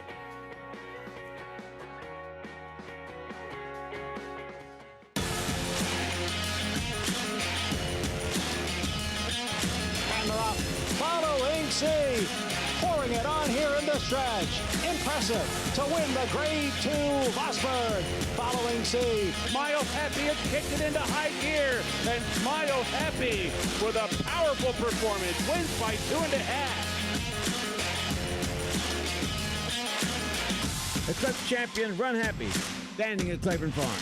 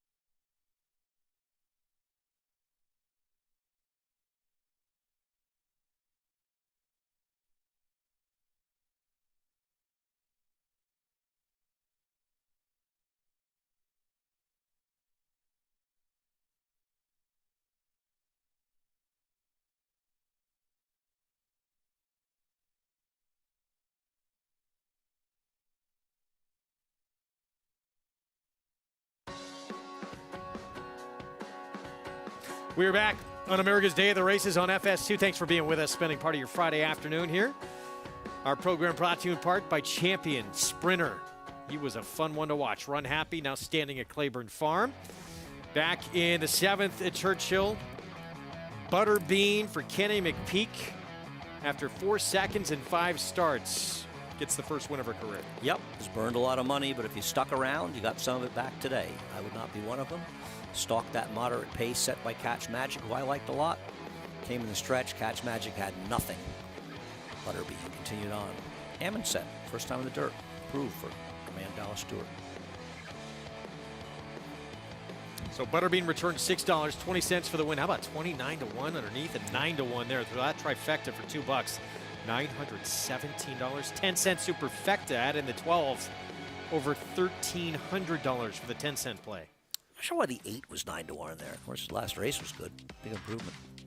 Back at Belmont, sprinting on the turf coming up. 50,000 claiming race for horses who've not won 2 lifetime. Let's go downstairs to Maggie. We'll take a look at number 3 in here. That's Cousin Andrew, as he is second off of a layoff, and he ran, well, just a little over a week ago. But I kind of like the quick turnaround with Linda's horses because it indicates that they're doing well. And last time out off the bench, wired that day by my buddy Dots Dollar, and he has shown that he likes the turf. And sometimes as horses get a bit older, they say, well, actually, I prefer running on that surface more than the other, and it was a sloppy racetrack that day. He's a bigger, heavier horse, and he just looks really fit in here. He also looks like a happy horse, so I kind of like the quick turnaround for him getting back to a surface where he has shown that he definitely has an affinity for it. Despite not having won on it, he's definitely run fast enough. Moving on to a horse coming off of a layoff, number 6, Blame the Booze. We all said that before. For Wesley Ward, last time out going a mile at Ellis Park, his lone start of 2021, which isn't a great sign, but we sometimes see this with Wesley Ward horses. He kind of got to the rail, he was hard on the bridle behind a slow pace, and it just didn't work out. He is built more like a sprinter, and he's also has the disposition more of a sprinting type. My concern is the obvious, the layoff. Could look a bit more fit, to be quite honest, but I like the fact of how aggressive and keen he is here in the preliminaries. Now, number 4, first off the claim for trainer Rob Atras, immediately goes to the turf with this guy. The dam was unraced, half to Gambler's Fallacy, though, who was just as good on either surface. He went 1 for 10 on the turf. There was one other turf winner in the family. This guy does have a turf hoof. I'm not going to be surprised when he jumps up and runs okay on the turf. The thing is, though, is he's had dirt speed. I don't think that's translating here to the turf. He is a lot more laid back than what I've seen from him in his previous efforts. And how many times, Greg, do we not see the dirt speed translate to the turf? No, it's a good point. Thank you, Maggie. Coming through the tunnel. Post parade coming up on the inner turf here at 6 furlongs. And we're going to kick things off in a moment with the 2, Ginsu Warrior, who will get the rail. 7-1, Tom Morley trains. Yeah, I bet this horse last time. Tom is sharp, claiming horse trying the turf. I think he's confusing people because he ran a 71 buyer. It looks like he ran well. He did not do any running with a perfect trip. And Tom's thinking, you know what, let me give him another shot, and I'll try him in a sprint. I don't think there's anything wrong with that, but for me, he's very hard to make. Some big efforts on the grass for Cousin Andrew, but he's come from pretty far out of it. A rare Chad Brown horse that ran really well on the turf. When Chad had never tried him on there. He was totally blocked and should have won his race 2 back. And a repeat performance, that's going to get it done. Rails out 27 feet as well. Factor? I don't know. It's going to be the reason I lose if I don't win this race. Thank you. I have a built-in excuse. Fast, darn rails. Furious. Dang rails. Dylan Davis, Rob Atras off the claim. Yeah, I mean, he's not that fast a horse anyway. But he does have pedigree to move up a little on turf. I mean, I don't like him, but I could see worse ideas. Take a shot with him. Kiramonte actually broke his maiden on the inner turf at Belmont. He was in great form, and then 2 back his last turf race. He got an absolute nightmare trip after breaking slowly and totally just jammed up behind horses. Gets back to that form. He can win here. He's my pick. Wesley Ward put this horse in some big spots, including the Breeders' Cup Juvenile Turf Sprint as a 2-year-old. And that was his only turf sprint, actually, so we'll give him a little bit of an excuse against Golden Bow. We'll see. Storm Shooter, 7-1, Jose Lizcano, Linda Rice. Yeah, I just think this is a much tougher field than the one he ran on just 6 days ago. That was on a yielding turf, just missed by 3/4 of a length. The 9, Jewel Stone, Mike Maker, blinkers on. I don't think he's impossible. I'm just completely puzzled by why he's such a short price. He was against much better last time, but he didn't do a stitch of running. Ghostly Prince has been off since May 2nd of last year. We saw this trainer on a trainer change have a win, sort of a put-over win that took a lot of money. This one is 24-1. Manny Franco rides, and then a rider change here. Dancing in Dubai, Heeman Harkey will be aboard. Turf debut. It was the debut. Didn't do much running. Yeah, based on his PPs, he's a massive underlay at 33-1. And who looks better, him or the horse just ran second the last race on the PPs? Yeah. That horse was 42-1. 5 minutes away from this 7th at Belmont. Let's take a look at this horse right here. Kendrick Carmouche looking to go back-to-back in those last 2 starts. They were the first 2 on turf for this horse, and he ran pretty good numbers in both. He got blocked and had some traffic trouble last time out. Right. I mean, yeah, this is 2 back, his last turf race. He's just completely behind a wall of horses, and Kendrick's trying to find a seam. It's not Kendrick's fault. He was doing what you're supposed to do. He's just basically standing up on him, just thinking, when is something going to open up? I have so much horse. And he tries to go inside because a little daylight, but you hope that some seam's going to open, and it just wasn't meant to be. And it's not hard to argue that had he gotten a clear path, he might well have won that race. Yeah, it was a tough loss for him, and he's very logical. But again, he'll have to work out a trip in front of him, right? No, I think that's a very fair point. We'll see what position he gets, but he's very logical. And also, I always root for Cousin Andrew, who I'm very friendly with. He's lovely time with him, actually. Saw him this weekend, absolutely. Yep. 4-1 right now. JK favorite right now at 3-1. It's still Jewel Stone. Yeah, I mean, look, I like Jewel Stone. We talked about it a little bit earlier, but at that price, a little bit too short for me. I think the 3 and the 4 are the horses that make a little bit more sense at 4-1. I'll start with the 3, I hope. The 3, Cousin Andrew. It'll be my top choice in here. It's a horse that has back numbers, back figures that make sense. Last time they came back off of a break, hadn't run since November. Linda Rice, typically off of a layoff. She's not one you want to necessarily cut in line to bet.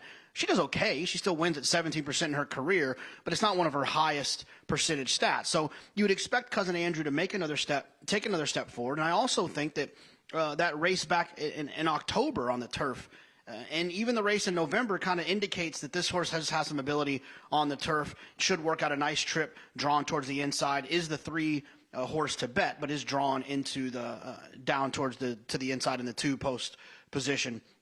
And then the other horse I thought was interesting was the 4, Fast and Furious. This horse took money on debut, first time out, ran for 40. I don't typically like horses that, debut for 40, run for 40, and then have to face horses that have won before. But I feel like there's still a little upside with this horse. Switching to the turf, there is some turf in the family, a couple of winners on the dam side, and the switch to Rob Atras with a speed horse on the turf, I think is a little bit interesting at 4-1 as well. So I think those are the 2 horses that I would kind of focus around. But I do think the 9 is live. I just don't like the price of the 9. I'll pick the 3 on top, but I wanted to make sure I mentioned the 4 as well. You're our Dominic Toretto, JK. 2 minutes to post here in the 7th. You're throwing out a lot of names I just don't know. You're not a Fast and Furious fan? No. Fast and Furious, the 4. There he is. 4-1. So first time on turf for this runner. Atras off the claim. Taking money. Let's go back down to Maggie. It's okay, Andy. I had no idea what he was talking about either. But we'll take a look at your favorite jewel stone in here. I'm not really sure, and I get it in a way because he's run competitive numbers sprinting, but I'm still not really sure why they've continued sprinting him. For me, he doesn't run like a horse that wants to sprint. He doesn't look like a horse that wants to sprint. They add a shortcut blinker. Does that answer the question? I don't know. I have no other problem with him. He looks great otherwise, moving really well out in the warm-up too, but I just still don't get the 6 furlongs for him. And I'm kind of with JK as well, that's too short of a price. And I do like Cousin Andrew as well here. He's just ticked every box for me. Looks like a happy horse getting on what I think is his preferred surface, Greg. All right, Maggie, thanks. 4-1. So, again, it remains to be seen, can he work out a trip and get it done in here in terms of the pace that's going to be in front of him? Is there pace to set it up? Well, I were talking a little off air. It's hard to imagine the 7 off the claim for Linda Rice isn't going.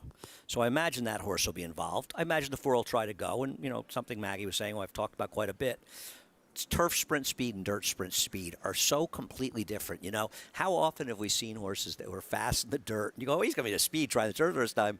And they just don't even, it's like they just, if you're fast on turf, you're usually fast on dirt, but not the reverse. Right. The turf sprinters Always are like rocket ships, the really fast turf sprinters. They're like rocket ships. Not that a speed horse in dirt can't show speed on the turf, but more often than not, they don't duplicate that speed as effectively. Which is not to say the 4 can't be in front. The pace is a bit murky. Listen, I think that my horse, Giramonte's supposed to be towards the front. He just got in trouble 2 back. I really like Giramonte. I don't understand why he's 9-1. And the Wesley Ward horse, Blaming the Booze, has got to be forward, too. If he's live, he'll be forward, that's for sure. I mean, Wesley Ward does not win. I know that horse running tomorrow, we've talked about notwithstanding. The percentage of races that he wins on the front end of his winning races has got to be enormous. Yeah, right? Not a lot of slow out of the gate surging Wesley Ward runners that we see win. That's why it surprises you when you see the one like we saw. Shardy Party tomorrow in the Soaring Softly. Going to be fun to watch coming back off that brilliant debut. See what happens here. Wow, you and Maggie a bit against the favorite here, Jewel Stone at 5-2. Well, I picked him 4th. I'm not going to be shocked if he wins, but I agree with Maggie on this one. And my friend Kirk Wyckoff obviously disagrees with us, and he's a smart guy, but I don't see this horse. Hessenite, the dam, it's all route. Good luck. 7th from Belmont. 6 furlongs on the inner turf. Let's go to John Embrial.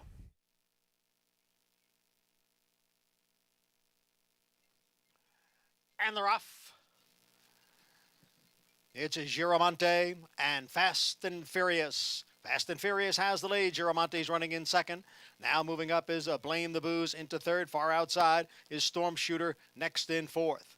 Dancing in Dubai in the white blinkers in 5th. In between horses is Jewel Stone. Down on the inside is Cousin Andrew. Then we come back to Ghostly Prince, and Ginzu Warrior is the trailer in 9th. Fast and Furious leads here by a half length.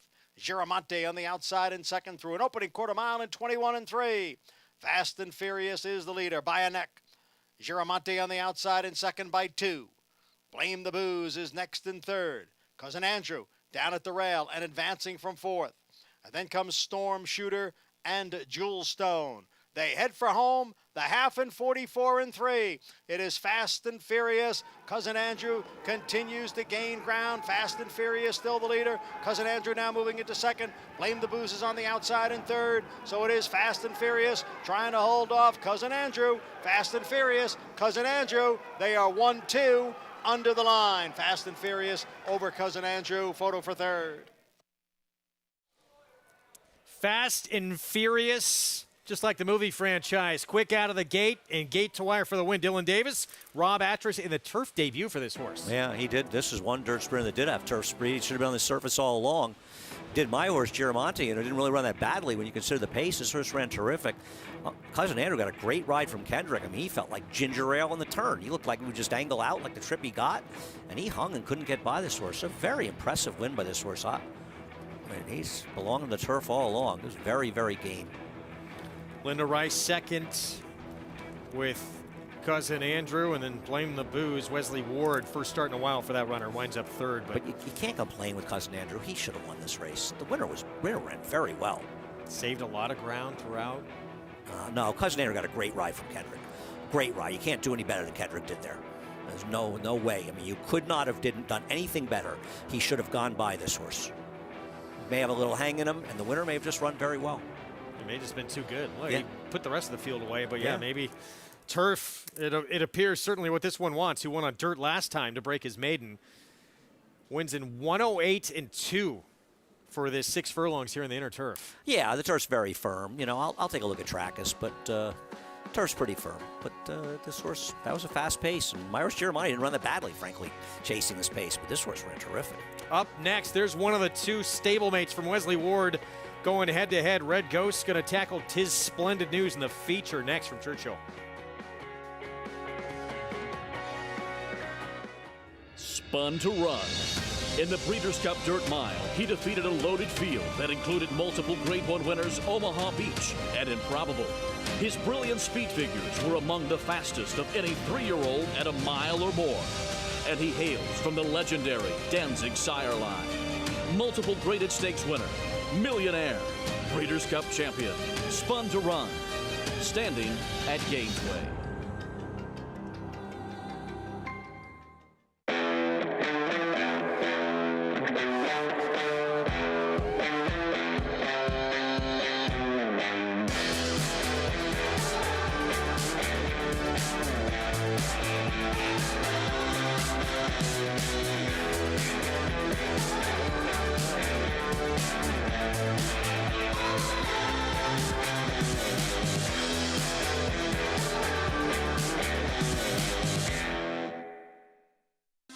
Difficult to get a sire that can upgrade your mares like this stallion can. This horse does produce runners, very talented runners, 3-year-old runners, Derby contending runners. This horse is priced where anybody can afford to breed to him, and if you're trying to improve your mare, he's a horse that's shown he can do it. There is no younger AP Indy that moves his mares up like he does. Racetrack Television Network brings you every race, from every track, on every screen, every day. With monthly packages starting as low as $5, RTN gives you great value and access to more live HD streaming and race replays than anyone. Visit RTN.tv today to sign up and watch on almost any device, including Roku and Amazon Fire. RTN has packages that start at $5 per month.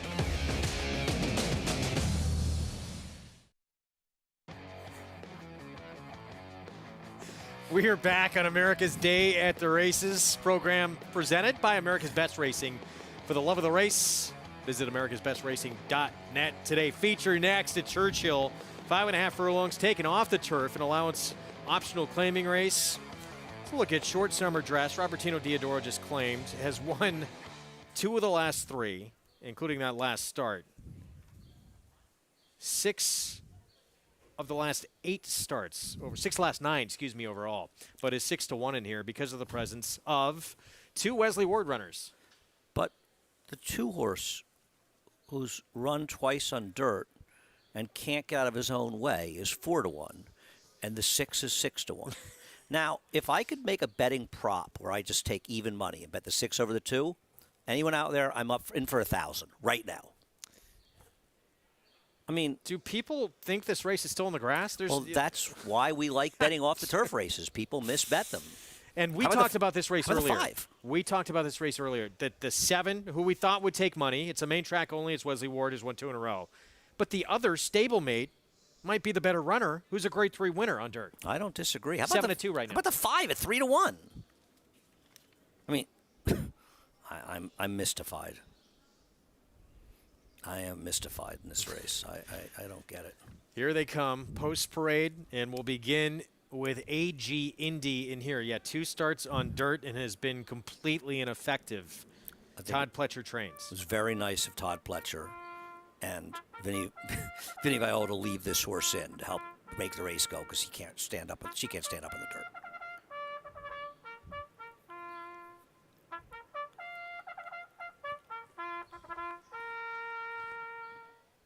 Bad luck to talk over the call to post. Is that right? Is that like 50s or bad luck? I had never heard that. I heard that from JK for the first time. I didn't realize that. Yeah, I don't believe it.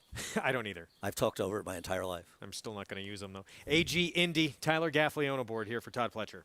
The Churchill should thank the connections for leaving this horse in.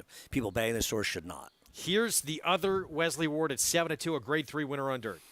Someone's got to give. A lot of these horses have a lot of speed in here, this one being one of them, but I think this horse is an overlay at 7-2. Thundering Creed, Michael Tomlinson trains, won at Churchill on a wet fast track. I guess the thing you could say that is good about him is she's the only closer in this field. I don't like her. I think she's good enough, but she is the only closer.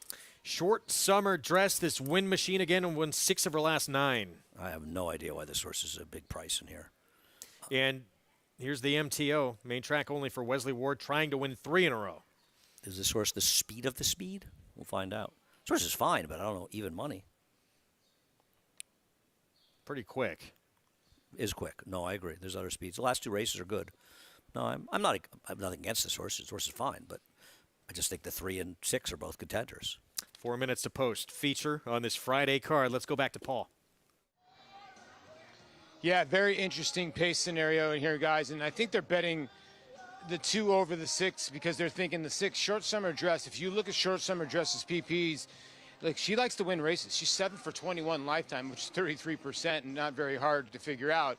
Her last 10 races that she's run in the third call, she's been in front all 6 out of the 10 times. Now the bottom horse, Tis Splendid News, in the third call, she has been in front in all 9 of her races. So does she put the 6 to bed very, very early? I think that's what the public thinks. The 7 goes to the front, is the speed of the speed. Now, when you look at Thundering Creed, the 5 is the horse that did beat Tis Splendid News at Turfway Park when Tis Splendid News didn't get the pace that she wanted. Thundering Creed, maybe Tis Splendid News did not like the synthetic that day. And obviously Wesley got her right off that as soon as she did not run well. And then Red Ghost. If you look at Red Ghost to 3, she does have a race where she did not break well at Keeneland before she ran in the Miss Preakness, and she came from off the pace.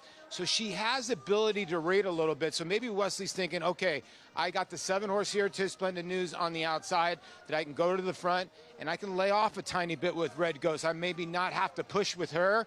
But I think Andy is right. The reason why the 5's getting bet, when you look on paper, she looks like she's the only horse that can maybe pass horses here. We'll see. There's the other Wesley Ward, Paul. Thanks. Here's Red Ghost.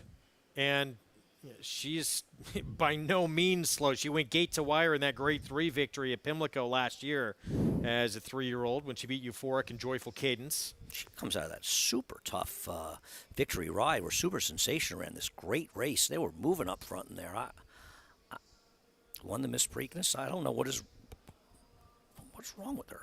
You could argue that there's only one surface she likes, and she's dirtied up, the wrong surface half the time. She's 3 for 3 on dirt on faster tracks. Okay, the victory ride was a little bit off, and it was a grade 3, by the way. She's talented. It'll be interesting to see. She's 4-1 now. I understand that the 7's in good form. I don't have any problem with the 7 probably being the horse to beat in here. I just don't quite understand why the other horses, there's such a disparity in price. That's all I'm saying. And in terms of, the 6 and Paul said it as well, is quick also. Is that's to you as well as the 5 the best chance to close in here? Yeah, but it's a 5.5 furlong race. I don't know how much that's going to matter in here. I just think these horses are so much better that it won't really matter, but that's probably why they're betting a little bit. There's Ricardo Santana Jr. on Short Summer Dress. Was with Eddie Keneally. Prior to that, Tom Amos. Now with Robertino Diodoro, one of the absolute best claiming trainers in this sport. But to be fair, has also been in some good barns, as you're pointing out. It's not like this horse has been in lousy barns, but the horse is perfectly logical. I'm not in love with her. I just think she fits a little bit here. She's got some big numbers, too. I know there were smaller racetracks, the bigger numbers she ran. The other thing is, just Splendid News, is big race was at Churchill 2-back. Didn't quite run the number last time out, though she ran fine. Listen, I don't have a problem with Just Pleasant News. I just don't think she should necessarily be this heavy a favorite over the 3 and 6. That's all. Yeah. Jonathan, your thoughts on the 2 Wesley Ward runners and the disparity in the odds? Yeah, I think MTOs always get overbet when the races are taken off the turf. Andy talks about it all the time and has talked about it for years, that there's great opportunities in these off-the-turf races because people overreact to the MTOs and they underreact to the horses that have turf form. Or overreact to the horses that have turf form was the right way to say that. I like the 3 Red Ghost. I remember when this horse debuted at Saratoga, and we all hear funny things at Saratoga. But I remember that summer that how much I had heard that Wesley had liked this horse. And the horse ran in an off-the-turf race, and I think maybe people thought was a turf horse, but ran extremely well on the dirt, and has come back and run extremely well on the dirt a number of times. I just think that Red Ghost is the one that you want, especially with the price differential here. Can the 7 win? Sure, absolutely the 7 can win, but I prefer the 3, especially at that price. And sometimes, when it's close in terms of talent and you can't decide, you can let the board make up your mind for you, 100%. And you're getting a lot better value with the 3. It's exactly how you're supposed to play, looking for value. I mean, that's exactly how you find value. You have to be right in theory, but as you say, I mean, how many times have you been at the track and you picked a horse third? I have to make my picks and I've put them in order, but this horse is sort of a fringe player for you. But the horses that you sort of like a little more are way too short, much shorter than you expect them to be. And the horse that's you thought might be like 5 or 6 to 1 is 12 to 1. It feels like you get rewarded for betting those horses too. And in this case, the boards. Talk about that much earlier. We were on our first half of the show. That horse in the second race that paid 9 to 2, the Diodoro horse. It's not like I love the horse, but how is the horse that price? And they're just betting this race as though it's a 1-horse race, and I don't think it is. Yeah, what is it? Richie's got Swagger. Got Swagger, yeah. The 1 horse that looked like he could close with all that speed in the race. Yeah, and made off a Diodoro claim. It was crazy. See what happens here. Wesley Ward's stablemates, the 3 Red Ghosts, the much better price. The 7 Tis Splendid News, trying to make it 3 in a row. An odds-on favorite from post 7. Or saddlecloth 7, anyway. Here's the feature. Travis Stone, the call. They're in the gate.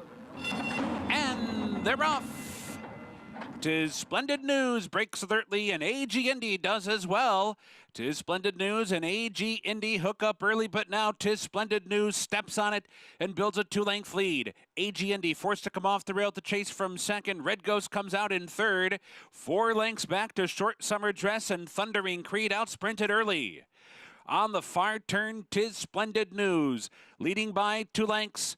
AG Indy trying to get a little bit closer from second with 3 furlongs to go. Red Ghost is coaxed along on the outside third.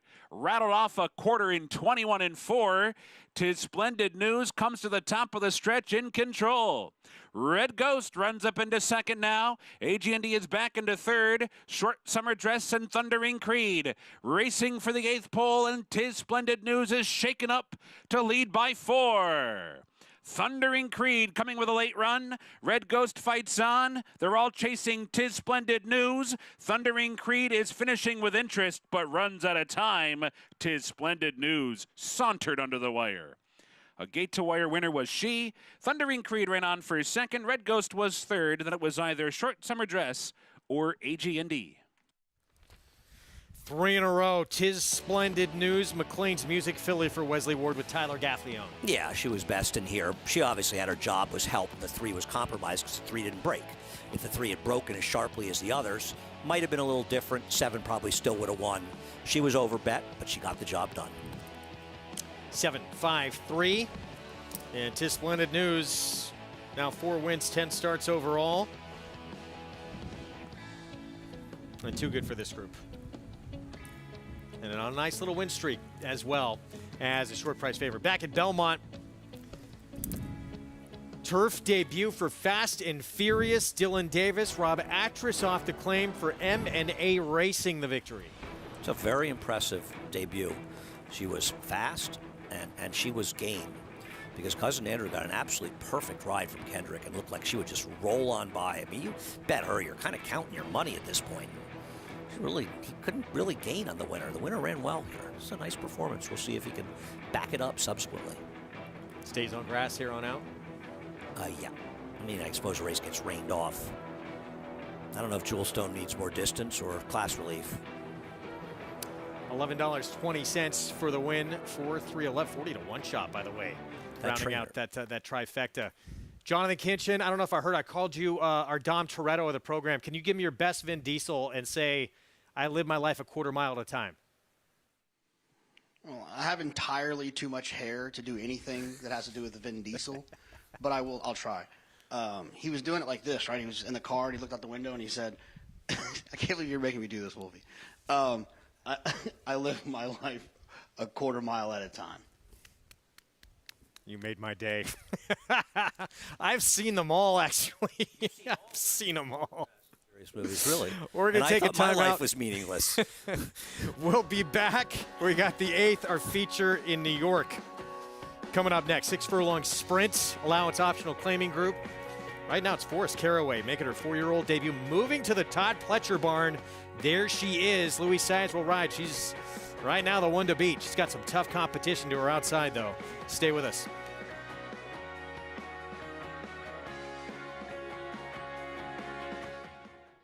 Speightstown. Munning.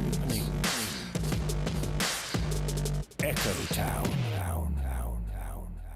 It's Echo Town for Joe Talamo, and Echo Town raced away, and Echo Town is drawing away in the stretch. Echo Town wins the Allen Jerkin Stakes. A sire line so prolific it repeats itself. Echo Town.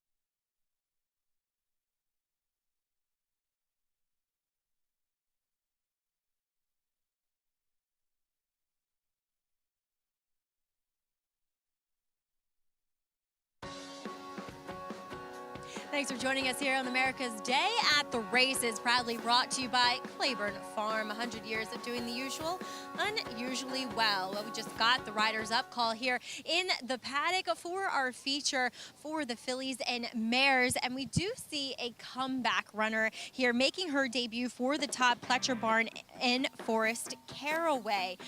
She is coming back off a layoff, but historically speaking, she's run well off layoffs. The ultimate layoff, which was her first start, she won. And then she came back as a 3-year-old and she won that with her fastest race to date. Now, she doesn't want anything to do with the mile, looking at her at least. I mean, she's built like a sprinter. She's compact. She has that bigger, rounded out hind quarter, a bit of a smaller, handier type of filly. And two, she's sharp in here as well. I mean, her pedigree would say, yeah, she might want longer, but not looking at her physically. And then obviously something may have gone awry in the lucky spell at Los Al. But it looks as though Todd has her coming back very fit, and she's sharp too. I like this filly. I'm excited to see what she does here coming back off the layoff. Then there is number 3, Fouette, for trainer Linda Rice, one of 2 in here for Linda.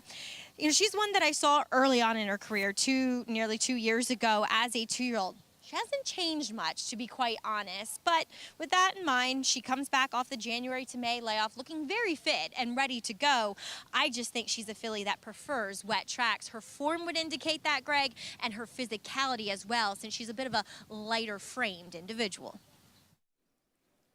All right, Maggie, thank you. Coming through that tunnel. That means post-parade time is coming up here as we approach the 8-minute mark to post here for our feature on this Friday card. It's going back and forth between the 5 and the 7 for favoritism in here. And Rosa Veloce, that 7.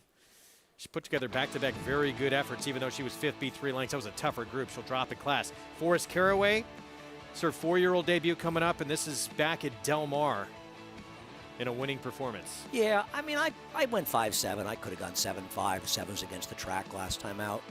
You know, you don't know exactly what to expect. Todd Pletcher's numbers off of trainer switches, he has good percentages, not high ROIs, because they take a lot of money. But I prefer these 2 horses in here, and like the public, I don't think anything clever.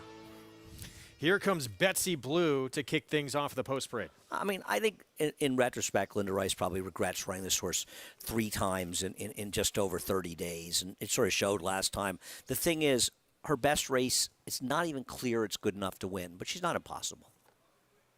Eloquent speaker, Dylan Davis-Marcassi. I don't like her, but she's a big price if you do. You do. I think her big fig 2-back is completely dressed up by the track, but she's also almost 10-1. Yeah, got an 86 buyer. That was in a stakes race against New York Breds, missed by a neck. Fouette, Linda Rice now trains. I believe Fouette is a ballet turn, which I learned you. from our coworker, Acacia Courtney. This horse has a lot of speed. She's probably going to be in front of Eloquent Speaker. I just don't think she has much stamina. I'm not a big fan. She has corrected us on that several times over the past few years. It's good that we have somebody here who knows something about something other than racing. 19-1 Halo City, Jose Gomez. Yeah, I've always kind of liked this horse, but I don't think she's good enough to compete with these. Here is the returning filly for now Todd Pletcher, Forest Caraway. Yeah, that good race is her best race. We'll see what Todd can get out of her. As Maggie said, she has run well fresh in her career. Royal Megan, Jose Ortiz, was just second with an 80 buyer going 7/8. Yeah, that was a very funny race where the winner over her was the shortest exact on the board, and they were both big prices in the morning line. Strange race. And Rosa Veloce just claimed by Bill Morey. Kendrick Carmouche looking for another win. Yeah, Morey's had some good success here. He's not very good off the claim. He's 10 for 51 in the dirt with a $1.25 ROI. This horse was 4 wide against a gold rail last time, and Miss Brazil is good. The horse who finished third, who was 3 wide in there, came back and ran a good second here the other day behind a layover winner, that Caramel Swirl, that good Mott horse. So this horse was way against the track last time. Much better reason to like her than the claim by Morey. Get signed up with Naira Bet. You'll get that $25 free play in the Belmont Stakes, plus a $200 deposit match sign-up bonus with that code right there, Belmont25. Go to NairaBets.com. You can download the app and bet any track, anywhere, anytime, including this 8th coming up, including the Belmont Stakes, including Saratoga all summer long. Betsy Blue on our screen.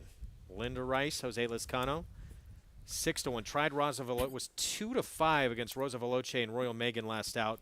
Wound up 5th in a field of 6. Yeah, but she was coming back her 3rd race in just over a month, and maybe I was just a little too much. Getting a nice warm-up here under Jose Lezcano. Tonalist filly. She's been pretty darn consistent with the exception of the last start, right? 6 wins, 4 seconds, and 12 starts. The one, yeah, she's a very, very consistent racehorse. Interestingly, a Tonalist that runs better short. And no, she's been terrific. Last time was the first time she didn't hit the board in her entire career. I don't know if she's good enough, but I'm not going to knock somebody that's taken her in this race at a price.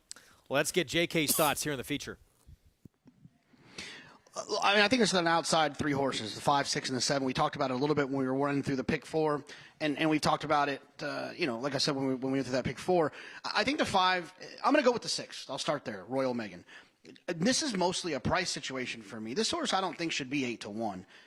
And now I do think the 5 and the 7 are more likely winners. However, I do think that the 6 Royal Megan is right there from a speed figure standpoint and should not be 4 times the price of those 2 horses. So that'll be my top pick.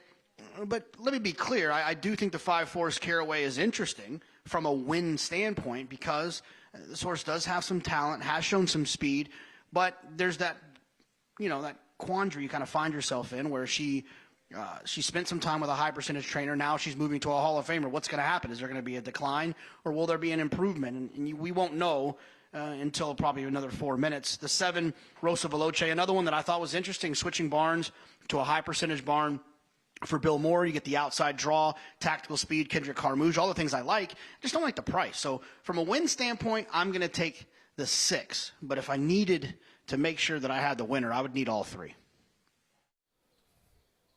So 5, 6, 7 for Jonathan to feel comfortable. I think the key to Rosa Veloce is the trip last time. We had a period during April for much of the month at Aqueduct where the rail was extremely strong. It was very hard to make moves outside, and Rosa Veloce was caught 4 wide around the track against it. I don't care about the trainer change. The reason I like this horse, trainer change is probably neutral. Ray Handel does well, and Bill Morey does well. This horse was way against the track last time, and had I known the 5 would be 3-2 and this horse would be 5-2, I'd have picked the 7. Meanwhile, this filly on your screen right here, coming off a performance, first time in 12 career starts, she's finished off the board. She's normally incredibly consistent. With more on Betsy Blue, let's go to Maggie. Greg, this is a tough race because I don't really know what to do with many of the horses in here, so I kind of defaulted to the favorite. And with Betsy Blue, I think Andy brought up the spot on obvious that she just ran too much, and talking with Connection sounded like she may have bled a little bit. And 2, I kind of noticed that in her coat, in that she just looked a bit dry and dull, and sometimes that's an indication of a horse that may have the propensity to bleed. Now, she's gotten a little bit of time, obviously, in between these last 2 races, nearly 2 months. Coat's gone the right way. She looks very fit. She just lacked any kind of energy out on the racetrack in the warm-up. That's kind of her, but still, with the freshening, I would like to see her a little bit more enthusiastic. But again, she's a big price, and same thing goes with number 2, Eloquent Speaker.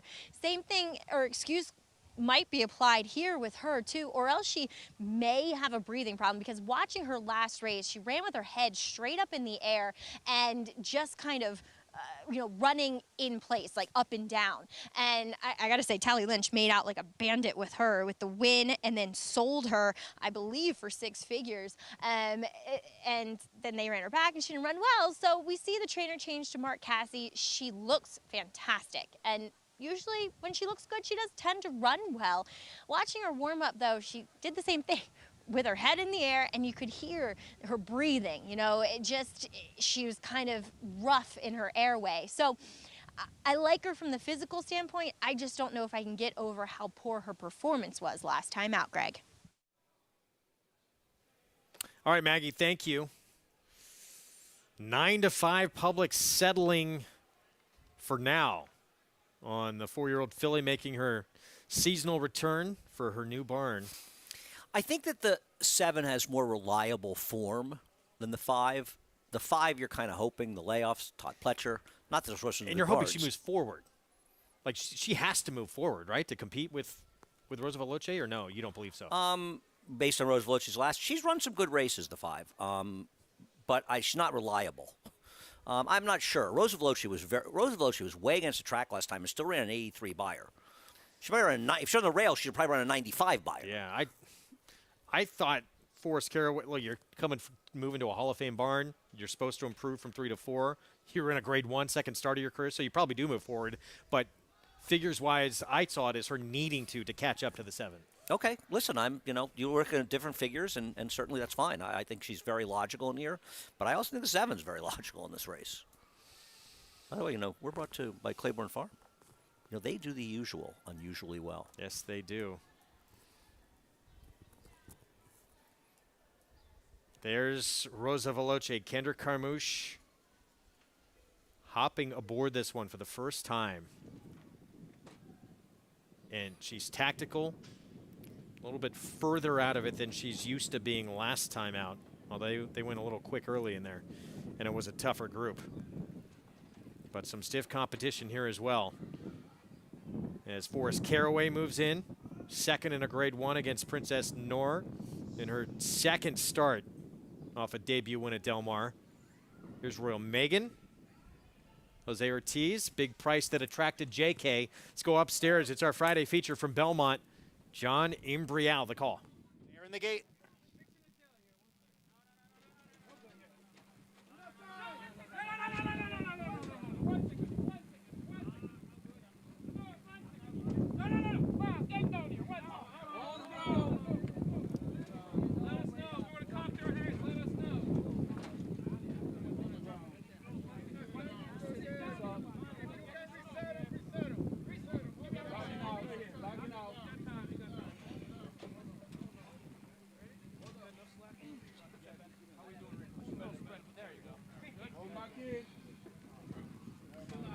Number 6, Royal Megan, backed out briefly, now back in.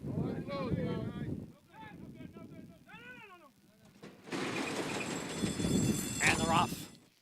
Hesitant start for number 4, Halo City. A good beginning for Fouette, who is out for the early lead and opens up by 2. And then it is Eloquent Speaker as they race up the backstretch. Moving up is a Forrest Caraway. So it is Fouette. Forrest Caraway has moved into second. Extreme outside, Rosa Veloce. Betsy Blue is down at the rail. Eloquent Speaker is in between horses. Then comes Royal Megan, who's racing in 6th. And it's a half dozen lengths back to Halo City, who trails in 7th. Fouette is the leader here by a half length. Forrest Caraway next in second. Rosa Veloce on the outside. Betsy Blue down at the rail through a quarter in 23 seconds. And then comes Eloquent Speaker, followed by Royal Megan, and farther back, Halo City. They're at the quarter pole now. It is still Fouette who has the lead. Forrest Caraway being asked for more. Betsy Blue looks to rally down at the rail. Then Eloquent Speaker right alongside Rosa Veloce. Far outside is Halo City. But in the meantime, Fouette has scampered away here to lead by 5. Betsy Blue running in second. Forrest Caraway in third. It is all Fouette. And a 3-win Friday for Irad Ortiz Jr. Irad Ortiz Jr., Linda Rice moving to her barn for the first time. Daughter Nyquist with a win. I'm going to say what this horse needed all along was Linda Rice. I mean, this horse never run a race like this before. She was, in fact, a massive disappointment. You look at some of the prices she's been in, some of the races she's lost and running at short prices. I mean, she dominated here. The 5 was going to drive the whole way to keep up with her. The 7, Rosa Veloce, was atrocious. And Linda runs 1-2. Congrats to her. Yeah, no response at all from Rosa Veloce. 9-1. Big upset here in the feature. Betsy Blue winds up second, by the way, at 7-1. Linda Rice exacta. And this pick 5, it's going to be a good one today. Pick 6 got to carry today, right? Has to. Philly just dominated. 3-1-5-4 with the 7 nowhere. We're going to take a timeout. These prices for you when we come back. We still have the Nightcap to come. And we'll talk the Kentucky Derby winner, Rich Strike. Can he strike again in the third and final leg of the Triple Crown after bypassing the Preakness? We'll tell you he's going to line up against when we return.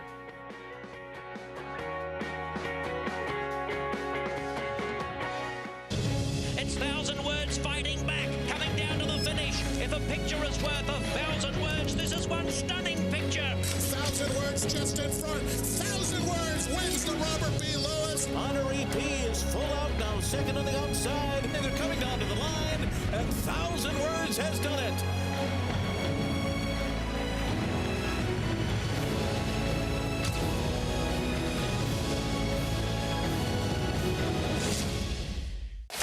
Who you betting on? How about an app created specifically for horse racing? Naira Bets. We specialize in thundering hooves, fist pumping, and boosting your bankroll with robust weekly promotions. And offer betting tips from actual horse racing experts. Bet all day and night, nationwide. Get the action and thrill of horse racing with Naira Bets. Irish Hill and Duchess View Stallions, proudly standing the ultra-fast, multiple stakes winning son of Uncle Mo, King for a Day, the only horse to defeat 2019 three-year-old champion Maximum Security. Well, King for a Day was basically a clone of Uncle Mo. I mean, good speed, the ability to carry it over distance of ground, real professional horse and a really cool horse to train. Sire maker extraordinaire Uncle Mo, represented in New York by King for a Day. Visit ihdvstallions.com to book your mare today.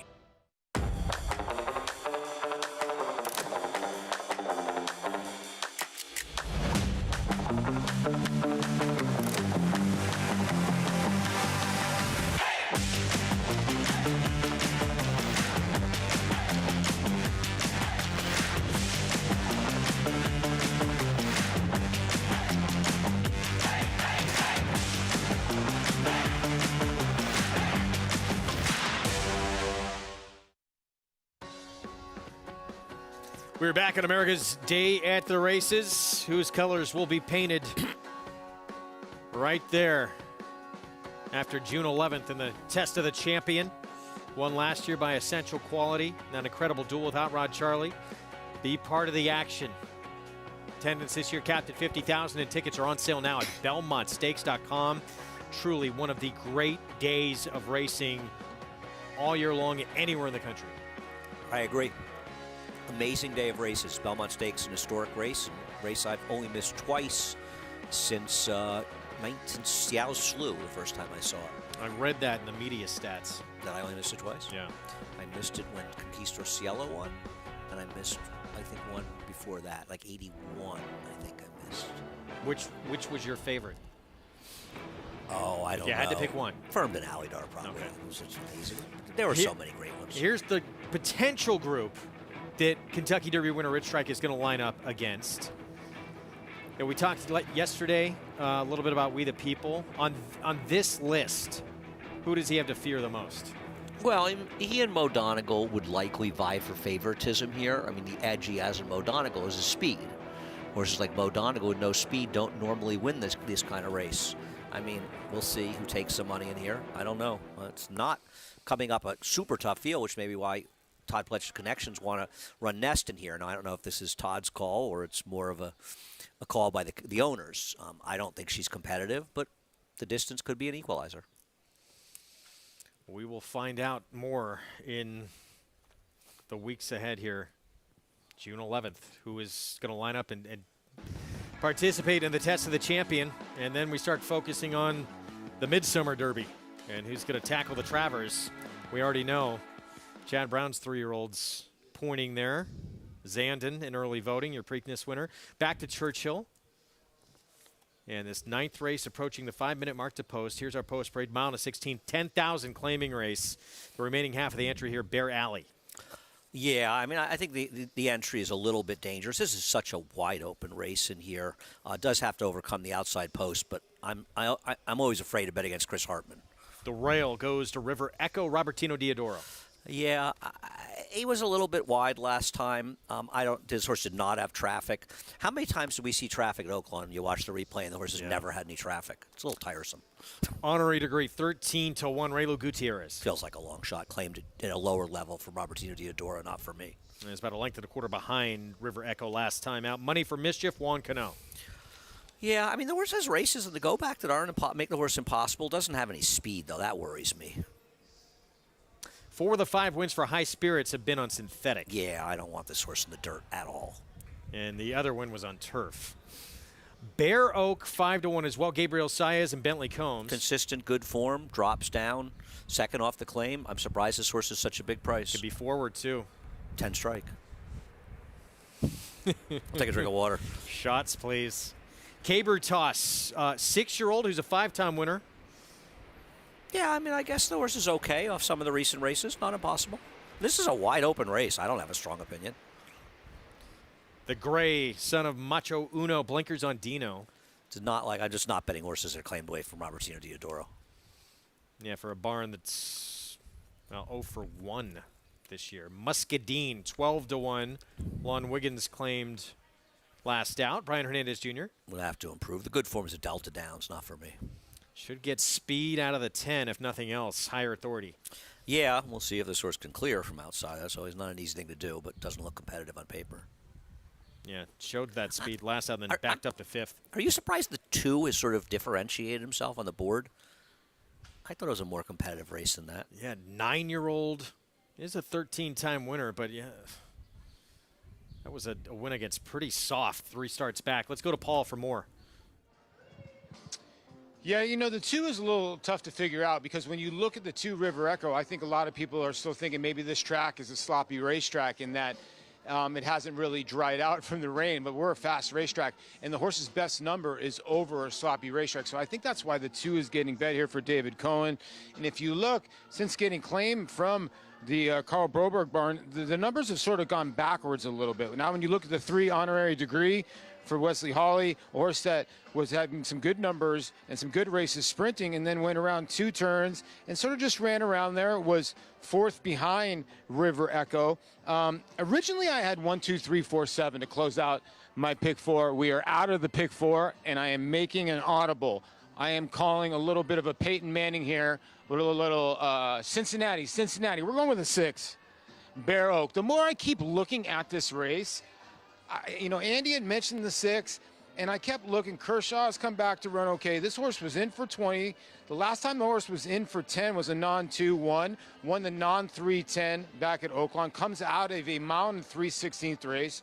Has shown that, you know, he can stay close up to the pace. He also can come from a little bit off the pace.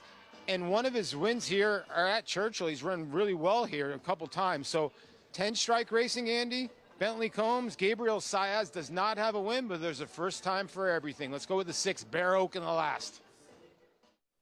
Omaha. I think that's what Paulie was looking for there with the audible. Bear Oak, all right, 5-1. Yeah, you see Thomas Shelby showing up in the running lines, beat only ahead to Thomas Shelby. Kershaw has become a very nice horse. He was no match for him 2 back, but yeah, I don't know why this horse is such a big price in here. I really don't. Kershaw is entered here tomorrow. Is he? Yeah. Yeah, he's in our 8th race. 2 minutes to post here in the 9th. Let's get JK's thoughts here on this 9th. Yeah, look, I mean, obviously, I think the 10-strike horse, if you're at home playing, the 6 Bear Oak does make some sense in here. And I do think you could use this horse. I'm looking for horses that are dropping from starter allowance company in here for a tag. I think it's a pretty significant drop. The other horses, so there's a lot of horses in here that have been running for 8,000, 10,000, 12,000. I'm focusing on the horses that are dropping in from that starter allowance. And the 6 Bear Oak is one of them. The other one, though, is the 3 honorary degree. This horse that has some back numbers in his past, has run big races for a handful of different connections. It's a little bit concerning. The horse didn't run particularly well for Diodoro, but that was kind of during Diodoro's cold spell at Oaklawn Park. The horse ran well enough last time, you know, broke a little bit slow, did have some pace to close into, but ran okay from a speed figure standpoint. And it's more of a price thing at 12-1, I think makes some sense. And I kind of agree with Paulie with the 2 River Echo. You would think that this horse won for Carl Broberg and then switched to the potent trainer in Diodoro and hasn't picked up his feet and run better races. And so you'd like to think that this is probably a horse that's going the wrong direction. The biggest issue when I wanted to dismiss this horse is that this horse was bet in starter allowance races at Oaklawn Park that are very competitive and now is in here at the bottom for a tag. And so the horse just might be better than these. But at the prices on the board, I'm going to go with the 3 honorary degree. I would pick the 6 Bear Oak second. And then I think the 2 River Echo, from a price, from a class standpoint, does fit in here. All right, Jonathan, thanks. Gorgeous day out in Louisville. Final race on the card here coming up. But, wow, public just enamored with this Diodoro runner who when he claims, he usually moves them up right away. And that has not been the case here. Yeah, I mean, he could win. I'm not saying he can't, but I'm not sure why this one is 5-2 and the 6 is 9-2. But they are the first and second choices. There isn't I don't know what people can do because there's no Tyler Gaffleone horse to bet in here. How do they know to bet? Has a bit of that Irad Ortiz Jr. effect in Louisville. When in doubt, go with Tyler, and Tyler we trust. But yeah, not in the nightcap here. As we take a look at River Echo, so see if we can find anything here. This was the win when he was with Carl Broberg. It was a 10,000 non-winners of a race in a year event. And he's gone backwards since this in his next 2 starts. Yeah, I mean, to be fair, he was probably running against some tougher horses in some of those races. That was a conditional 10,000 claimer, and these were, starter allowances. And he had a little traffic trouble, allegedly. He had absolutely no traffic whatsoever. I mean, this is like nonsense. We saw it multiple times at Oakland and wasted time watching replays only to see nothing. I mean, part of the problem is you can't see them for part of the time around the turn. Yeah. But they don't write there's traffic when you can't see what's going on. But whatever. So David Cohen for Diodoro. And look, there's no question. Obviously, he's one of the horses to beat, but the price is short. He was 3-1 morning line. And the one Paulie likes, who we audibled to, who JK gave a shot as well, Bear Oak, he actually has finished ahead of him. And that shows up in the running lines. It was on and off track at Lone Star, but Thomas Shelby was in that race too. And Bear Oak ran pretty good against that tough competitor. Nightcap here from Churchill Downs. The rail to River Echo. See if Diodoro can get this one into the winner's circle. He's a 13-time winner, 9-year-old. Still going strong with David Cohen. Travis Stone, the call to close out the card in Louisville.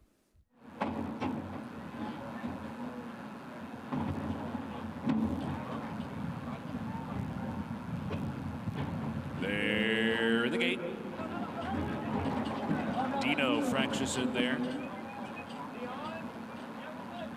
Settle down, ready, and they're off. Bear Alley comes blasting out of the gate and is quickly in front and angling over toward the rail. With an outside post to the fence by the time they hit the first turn, and it's Bear Alley clear by 3.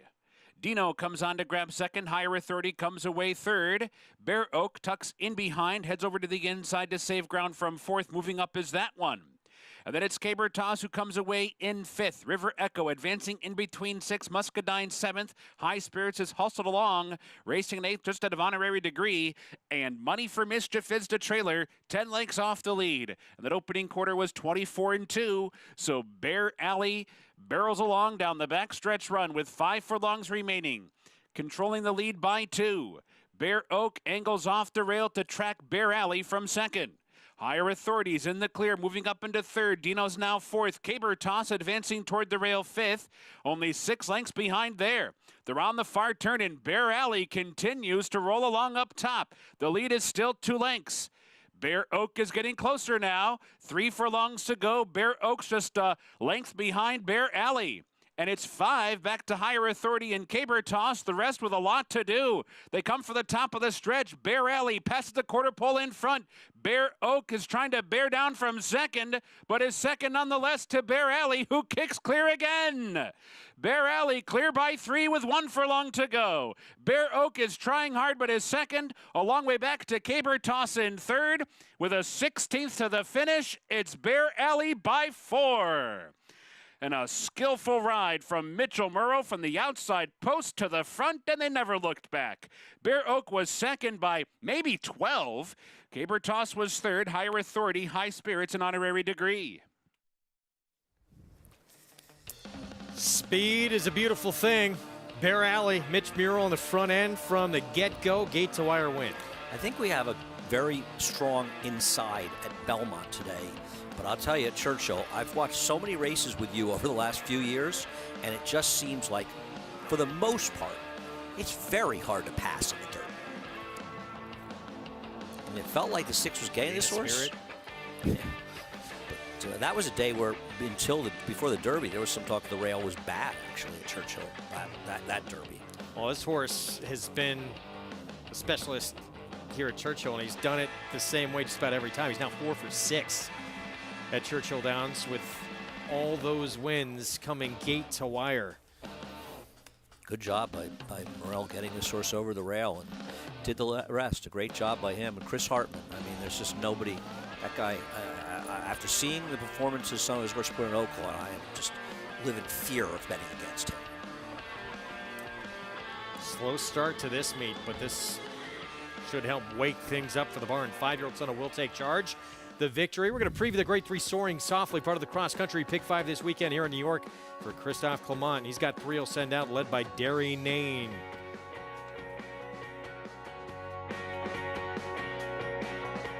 De Marchelier offers breeders a rare opportunity as the only son of Dubois standing in Kentucky. Dubois, one of the world's most celebrated stallions, is establishing himself as a sire of sires. His sons at stud include exciting young international stallions like Night of Thunder, Time Test, and Zarak. With his picture-perfect pedigree, this son of Dubois brings one of the world's most potent bloodlines to America. Look for his first yearlings this year. De Marchelier, standing at Claiborne Farm.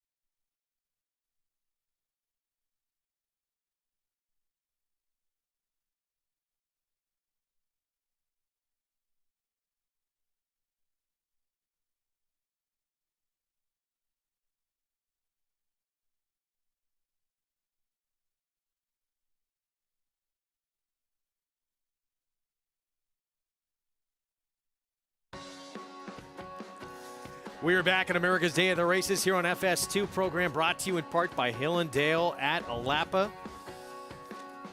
We have Bear Alley's results here. Wow.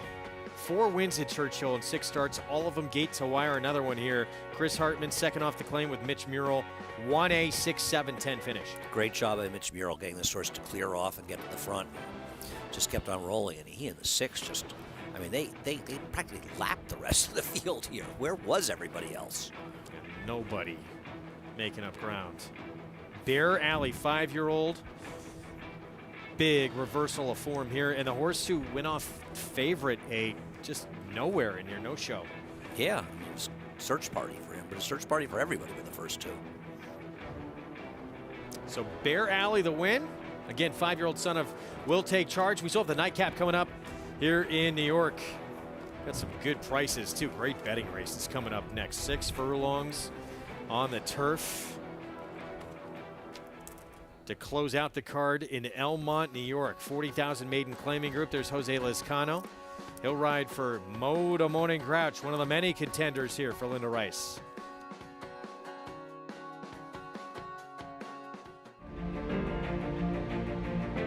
Idol perfectly timed. Idol gets up under Joel Rosario to win the big cap. It's known agenda for St. Tobias Stable. Race Adler, a scintillating performance in the TVG Del Mar debutante. And Clariere will win the cotillion. Down to the wire. Who's going to win it? It's Mala by a neck. Curling, the classic sire. Monmouth Park's 50-cent Win Early Pick 5 is one of the country's earliest Pick 5s, making it the perfect way to get your wagering day started. With a 12:15 post on weekends and 2 p.m. start on Fridays, the Win Early Pick 5 is home to 6-figure pools and a low 15% takeout. Start your day winning early. Play Monmouth Park's Win Early Pick 5. Win early, win often. Introducing a stallion, as top class as they come. In 22 career starts, he won or placed in 12 graded stakes, competing in 15 grade ones, earning over $1.7 million. His undisputed speed is evidenced by 7 100-plus buyer speed figures, a 3-time grade 1 winner, Raging Bull.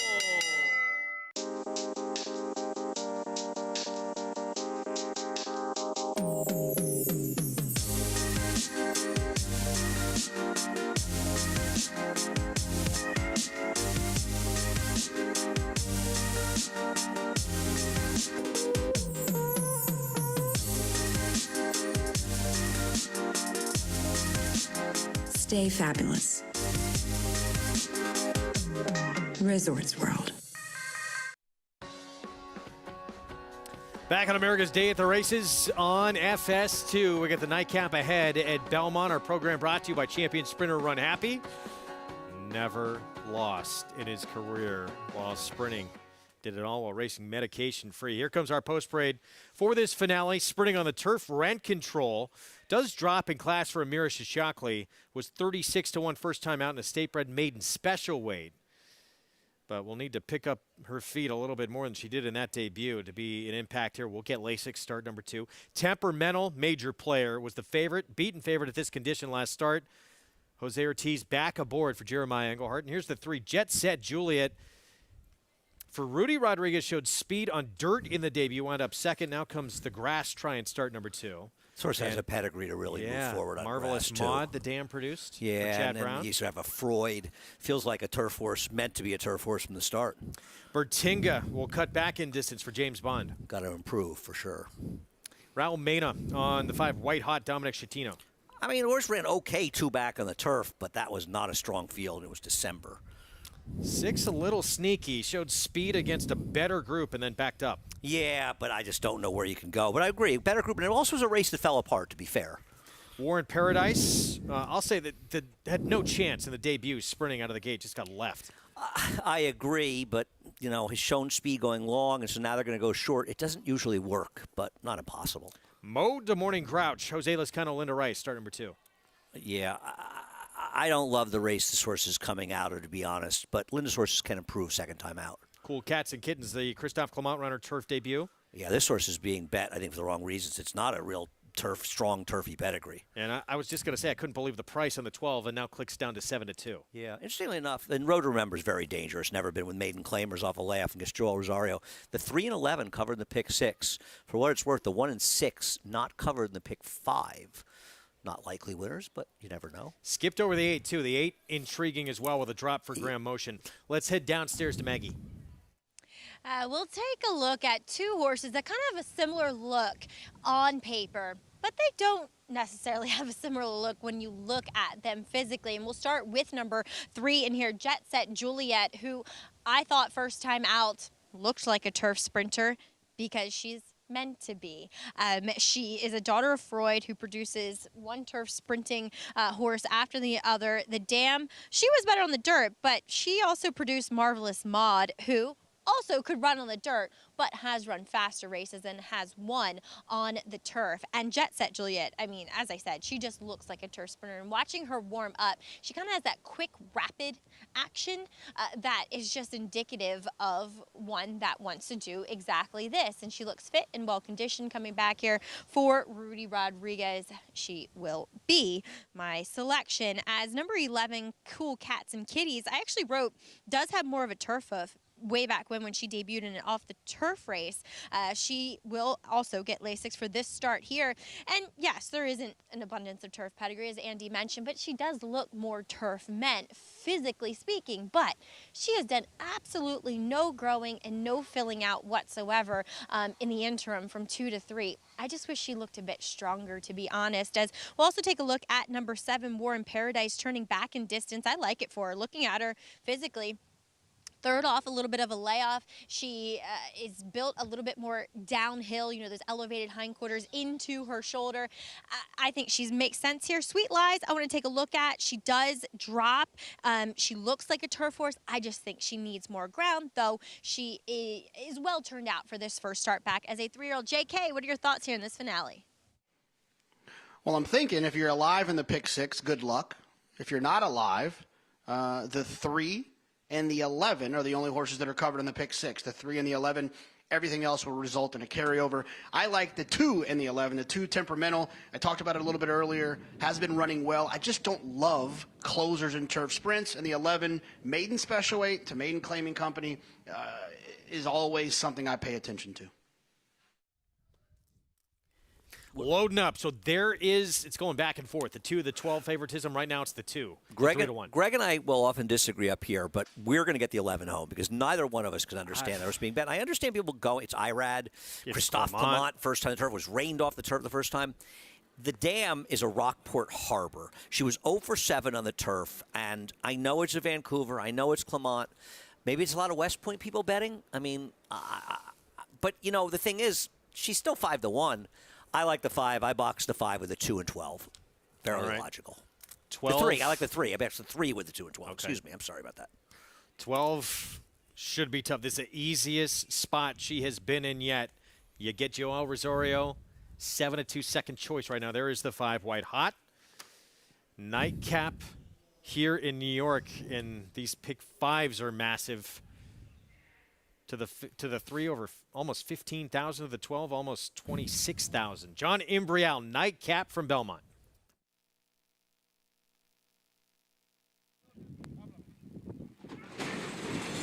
And they're off.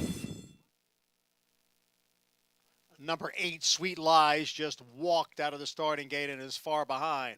Rent Control is the early leader. Jet Set Juliet runs in second. White Hot on the outside in third. Bunty Windermere next in fourth with Bertinga down at the rail in fifth. Then War in Paradise, followed on the outside by Cool Cats and Kittens. Then comes Road to Remember, followed by Temperamental. And then it's Mo, the Morning Grouch. As they go around the far turn, the quarter went in 21 and 3. Long shot Rent Control steps away to lead by 4 lengths. It is White Hot and Jet Set Juliet right together. Bunty Windermere moves up on the extreme outside. Bertinger is down at the rail. War in Paradise in between horses. On her outside, Cool Cats and Kittens as they turn into the stretch. Rent Control still leading. Bunty Windermere getting closer now on the outside. Cool Cats and Kittens is rallying. And on the far outside, here comes Temperamental. Here comes Temperamental and Cool Cats and Kittens. Bunty Windermere is right there. Temperamental on the outside has taken the lead. It is Temperamental from off the pace. And then Cool Cats and Kittens and Mo, the Morning Grouch, completes the Temperamental, Jose Ortiz, Jeremiah Engelhardt, beaten favorite at this level last time on the grass. This time, picture time.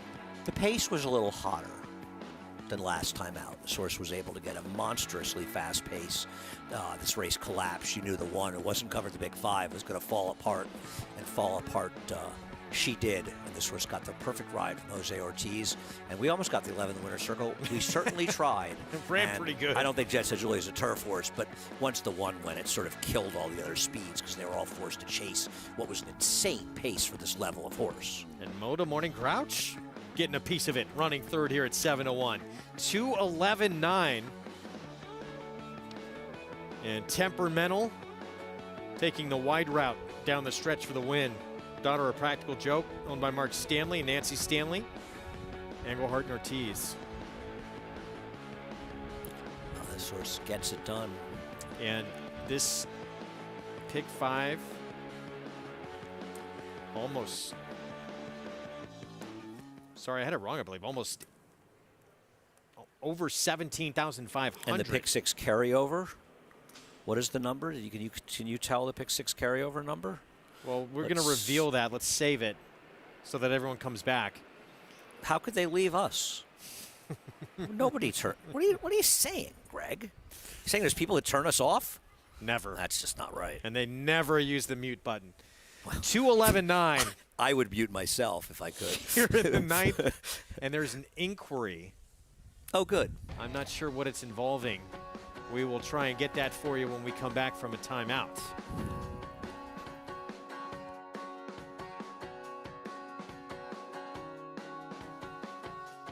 Paradise Creek facing European Invader. We'll talk about it when we come back. Stay tuned.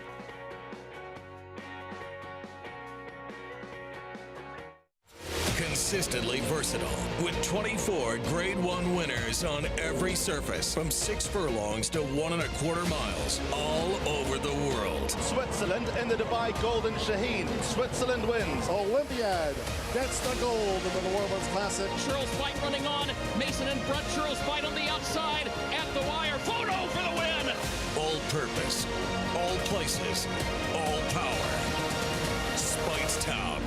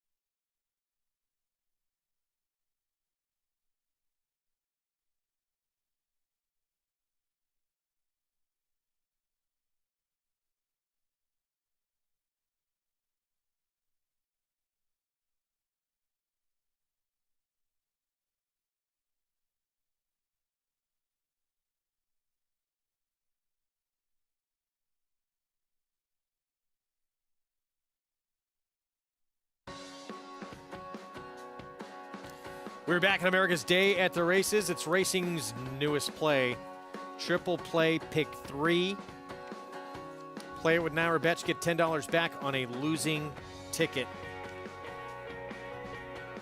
Learn more at naira.com/triple play to get involved. Low takeout as well in that new wager. Coming up Sunday, this race, Paradise Creek, 7 furlongs on the lawn. And we talked about Big Invasion going to break, going to tackle a couple of European invaders. Big Invasion for Christophe Clement coming off back-to-back stakes wins at Gulfstream and Churchill. Big Invasion is very good. But I think it's a similar thing to Dairy Name for Christophe Clement. He's going to find out if these are horses that are better in the 5.5 furlong, the 5 to 6 furlong range, or if they can stretch it out to 7 furlongs. I know some will say it's only a furlong. It's a very big difference because also the 7 furlong races, the routers can do well in there, and it's, as their move, they have a very short burst. This is a supremely talented horse. I mean, I can understand why there was some discussion to maybe bring him to Ascot. The reason that they didn't was that they feel he needs a very firm turf, and that's something you're pretty much never going to get at Ascot. But he's very, very good. These Europeans are interesting. But this is a good horse, Big Invasion. Maritime Wings, Asymmetric, Joseph O'Brien, Wesley Ward, respectively. Asymmetric had been with a different barn. Group winner. Maritime Wings, group placed. It's going to be a tough group that he's tackling. Yeah, I mean, both of them faced very good horses in Europe, but Asymmetric faced much, much better horses, or better horses, I should say. And Asymmetric ran pretty well. I think I'd pulled up the tape for the Prix Morny at Dovey 2 back when he had a little bit of traffic in the stretch, and I thought it ran very, very well in there. I respect both of them, and they're probably going to be more effective, the 7, because the courses in Europe are tough. So a horse that can be effective at 6 furlongs in Europe, you'll usually see them get a little farther in America because the courses can be undulating and they're very tough on horses. Whereas a 5.5 running in the U.S. ovals like Big Invasion, he might be a world beater at 5.5 and just a little bit more. I was going to say human, but you know what I mean? Going the 7 furlongs. Very interesting matchup. It's not as big a field as tomorrow's race, Soaring Softly, but I think it's a very intriguing race because all 3 of those horses have a right to be good runners. Looking That's forward going to to be a good one. That is on Sunday, part of our late pick 5 sequence on that card. And, Clement, Joseph O'Brien, Wesley Ward, all with some very intriguing runners. I love that the Paradise Creek's a 7 furlong race because what some of our older fans like me will remember, he broke his maiden Paradise Creek first time on the turf at 7 furlongs at Belmont Park by I think about a dozen lengths. And Paradise Creek, I mean, he was a monster for Belmont. Meanwhile, here's the winning move from Temperamental and Jose Ortiz in the Nightcap, having to go around quite a few horses here. When a crazy horse goes to the front and sets a fast pace, all the closers are licking their chops. And the horse you and I didn't like that took a lot of money actually ran fine in here, but Temperamental saved us from looking like complete morons to close the day out. Jose getting by his brother Irad for the win. They run 1-2. And Jose Lezcano, third there on, again, Moto Morning Grouch, completes this trifecta, 2-11-9. And the pick 5, it's a big one, 17,591. We got a carryover in the pick 6 of 43,500 plus going into Saturday. That's a way to kick off a weekend. I could have gotten even for the day if I did that pick 5. This was a tough one, man. I mean, this was, so you got $26, $260, 6 times about $1,500 times 12, so you got about $15,000. You got about a $20,000. You got a $5,000 parlay, roughly. And obviously, I'm doing it quickly, for 50 cents. But, man, getting all those horses on the same ticket. I tell you, a really tough one to come up with for me. Nostradamus, I don't think, would have had that. Wow. Good handicapping if you're able to put that one together. Congratulations, yeah. Yeah. Coming up tomorrow, graded stakes, grade 3, part of this cross-country pick 5 of the Soaring Softly. 3-year-old fillies going 7/8 on the lawn. And, yes, Christophe Klein's going to send out 3. A couple of them are big prices. Dairy Name, though, is one of the main contenders in here. Her comeback race is a 3-year-old. She missed by a neck in the Limestone. And she kicked it into gear big time late. I'm a big fan of her. She's got a burst, and she was unlucky to lose the Breeders' Cup Juvenile Turf Sprint, where she was 4th beating a length. But is her closing kick going to be as effective going the 7 furlongs? That's the thing you don't know, and that's what Christophe is trying to find out here. She's a very, very nice horse, and she lost to a good horse in this race. I'm looking forward to her. We're assuming that Haughty is going to scratch. We don't expect the morning line favorite to run. But Shardy Party, I'm looking forward to seeing what she does in here. Can she run back to this race? Can she build on it? So much fun to watch what she did in the debut. Breaks slow from the inside post. And when she is finally asked for more, just turns on the jets. What I really liked about her was she broke a little slow, but so often when horses break slowly, they take themselves out of the race, especially from the rail. She got right in the bit and held her position. They got away from her. And the fascinating thing, and you see her, she's the gray on the rail who's moving up, is that the race didn't fall apart. It's not like today's last race, where closers dominated because the pace was super fast. Nobody else closed an inch in this race, and she just was in a different race than everybody else, and she was shot at a cannon at the 16th hole. That was impressive. What will she do? Hopefully she breaks clean, because she's not been done any favors drawn outside here. I disagree. You don't think it's a bad? I think for a horse that had issues to start, I want to break outside in the clean. I don't think it's a problem for her. She's a closer. She's got to find her position. And an outside post, she's probably more likely to break cleanly. One would hope. One would hope. Someone who had a poor break in the debut, when there's open space, not necessarily a great thing. Right, it wasn't a terrible break. She just broke a little slow. And usually when horses do that first time out, they don't repeat it second time out. I'm not saying it's not going to happen, but horse gets the inside first time out. Wesley Ward usually has them break outstanding. Because usually his horses are speed horses. Yeah. And that's the other thing. And she's an unusual Wesley Ward horse that comes from the clouds. Now, you don't know. She breaks a little cleanly. They're going 7 furlongs. I would expect her to be a little bit close to the pace. Derry Nane, she's not going to be close to the pace. She's going to have to make that big run. And we keep talking about those two. We'll dive more into some of the others, of course, tomorrow. We'll be on tomorrow, you and I. Yeah, plenty of time to talk about it. But those are the two that get people most excited, with Hottie likely coming out of that race, as Andy mentioned. Part of that cross-country Pick 5, it's the only graded stakes race part of that sequence. Kirtana is part of it as well, the 10th from Churchill. You got a 2-headed Chad Brown monster in race number 8, highly motivated, making his second start since last year's Derby, going against the Have to Justify Stage Raider on the outside. I think I would just use Temple City Terror. I don't think I think the 7 and 8 are going to be significant favorites, especially 7 who won this race last year. The 8 Luck Money got caught in that boggy course last time out. Poor Dalica. I bet Dalica this race. Loved her in this but race. Poor Andy. And she is going to get run down here. Poor Andy. Temple City Terror would win the Kirtana. Oh, lost. To catch Dalica for the win. Who decided to show this video to torture us? At better than 5-1 here. So she's the defending champ. She hasn't won since this performance. But do you think she's comparable as to as good as when she won this race last year? I don't know. It's hard to know right now. But, I mean, I just think these two lay over the field. I don't buy this morning line disappearing act. I know it's Tyler Gaffleone. And Federalist Paper, as much as I'd like to see the horse do well for Klarovich, she beat a terrible field last time. Now, Luck Money finished ahead of Temple City Terror. 3 starts back in that R.G. Dick Memorial. And they'll label that course yielding that she ran in when she was second to Virginia Joy last time. It wasn't yielding. It was an absolute bog. It was probably heavy. So, imagine the course will have got a chance to dry out a bit at Churchill. She's dangerous. She got really, really good September, October of 2020. Yes. Yeah, I agree. She hasn't really been as good as she was back then, right? 1.5 miles on the turf. That Kirtana, part of that cross-country Pick 5 tomorrow that you certainly want to play. XCP5 is where you find it in your Naira Bets wagering account. Good luck. Again, that cross-country Pick 5, you get one mild price. Oh, yeah. And it can be sensational. No question about it. Hi. 4:22 Eastern is when it begins. I know we got the Belmont that we're looking ahead to. We got a couple of good stakes races. We talked about that race on Sunday as well. What are you most looking forward to tomorrow, besides working with me?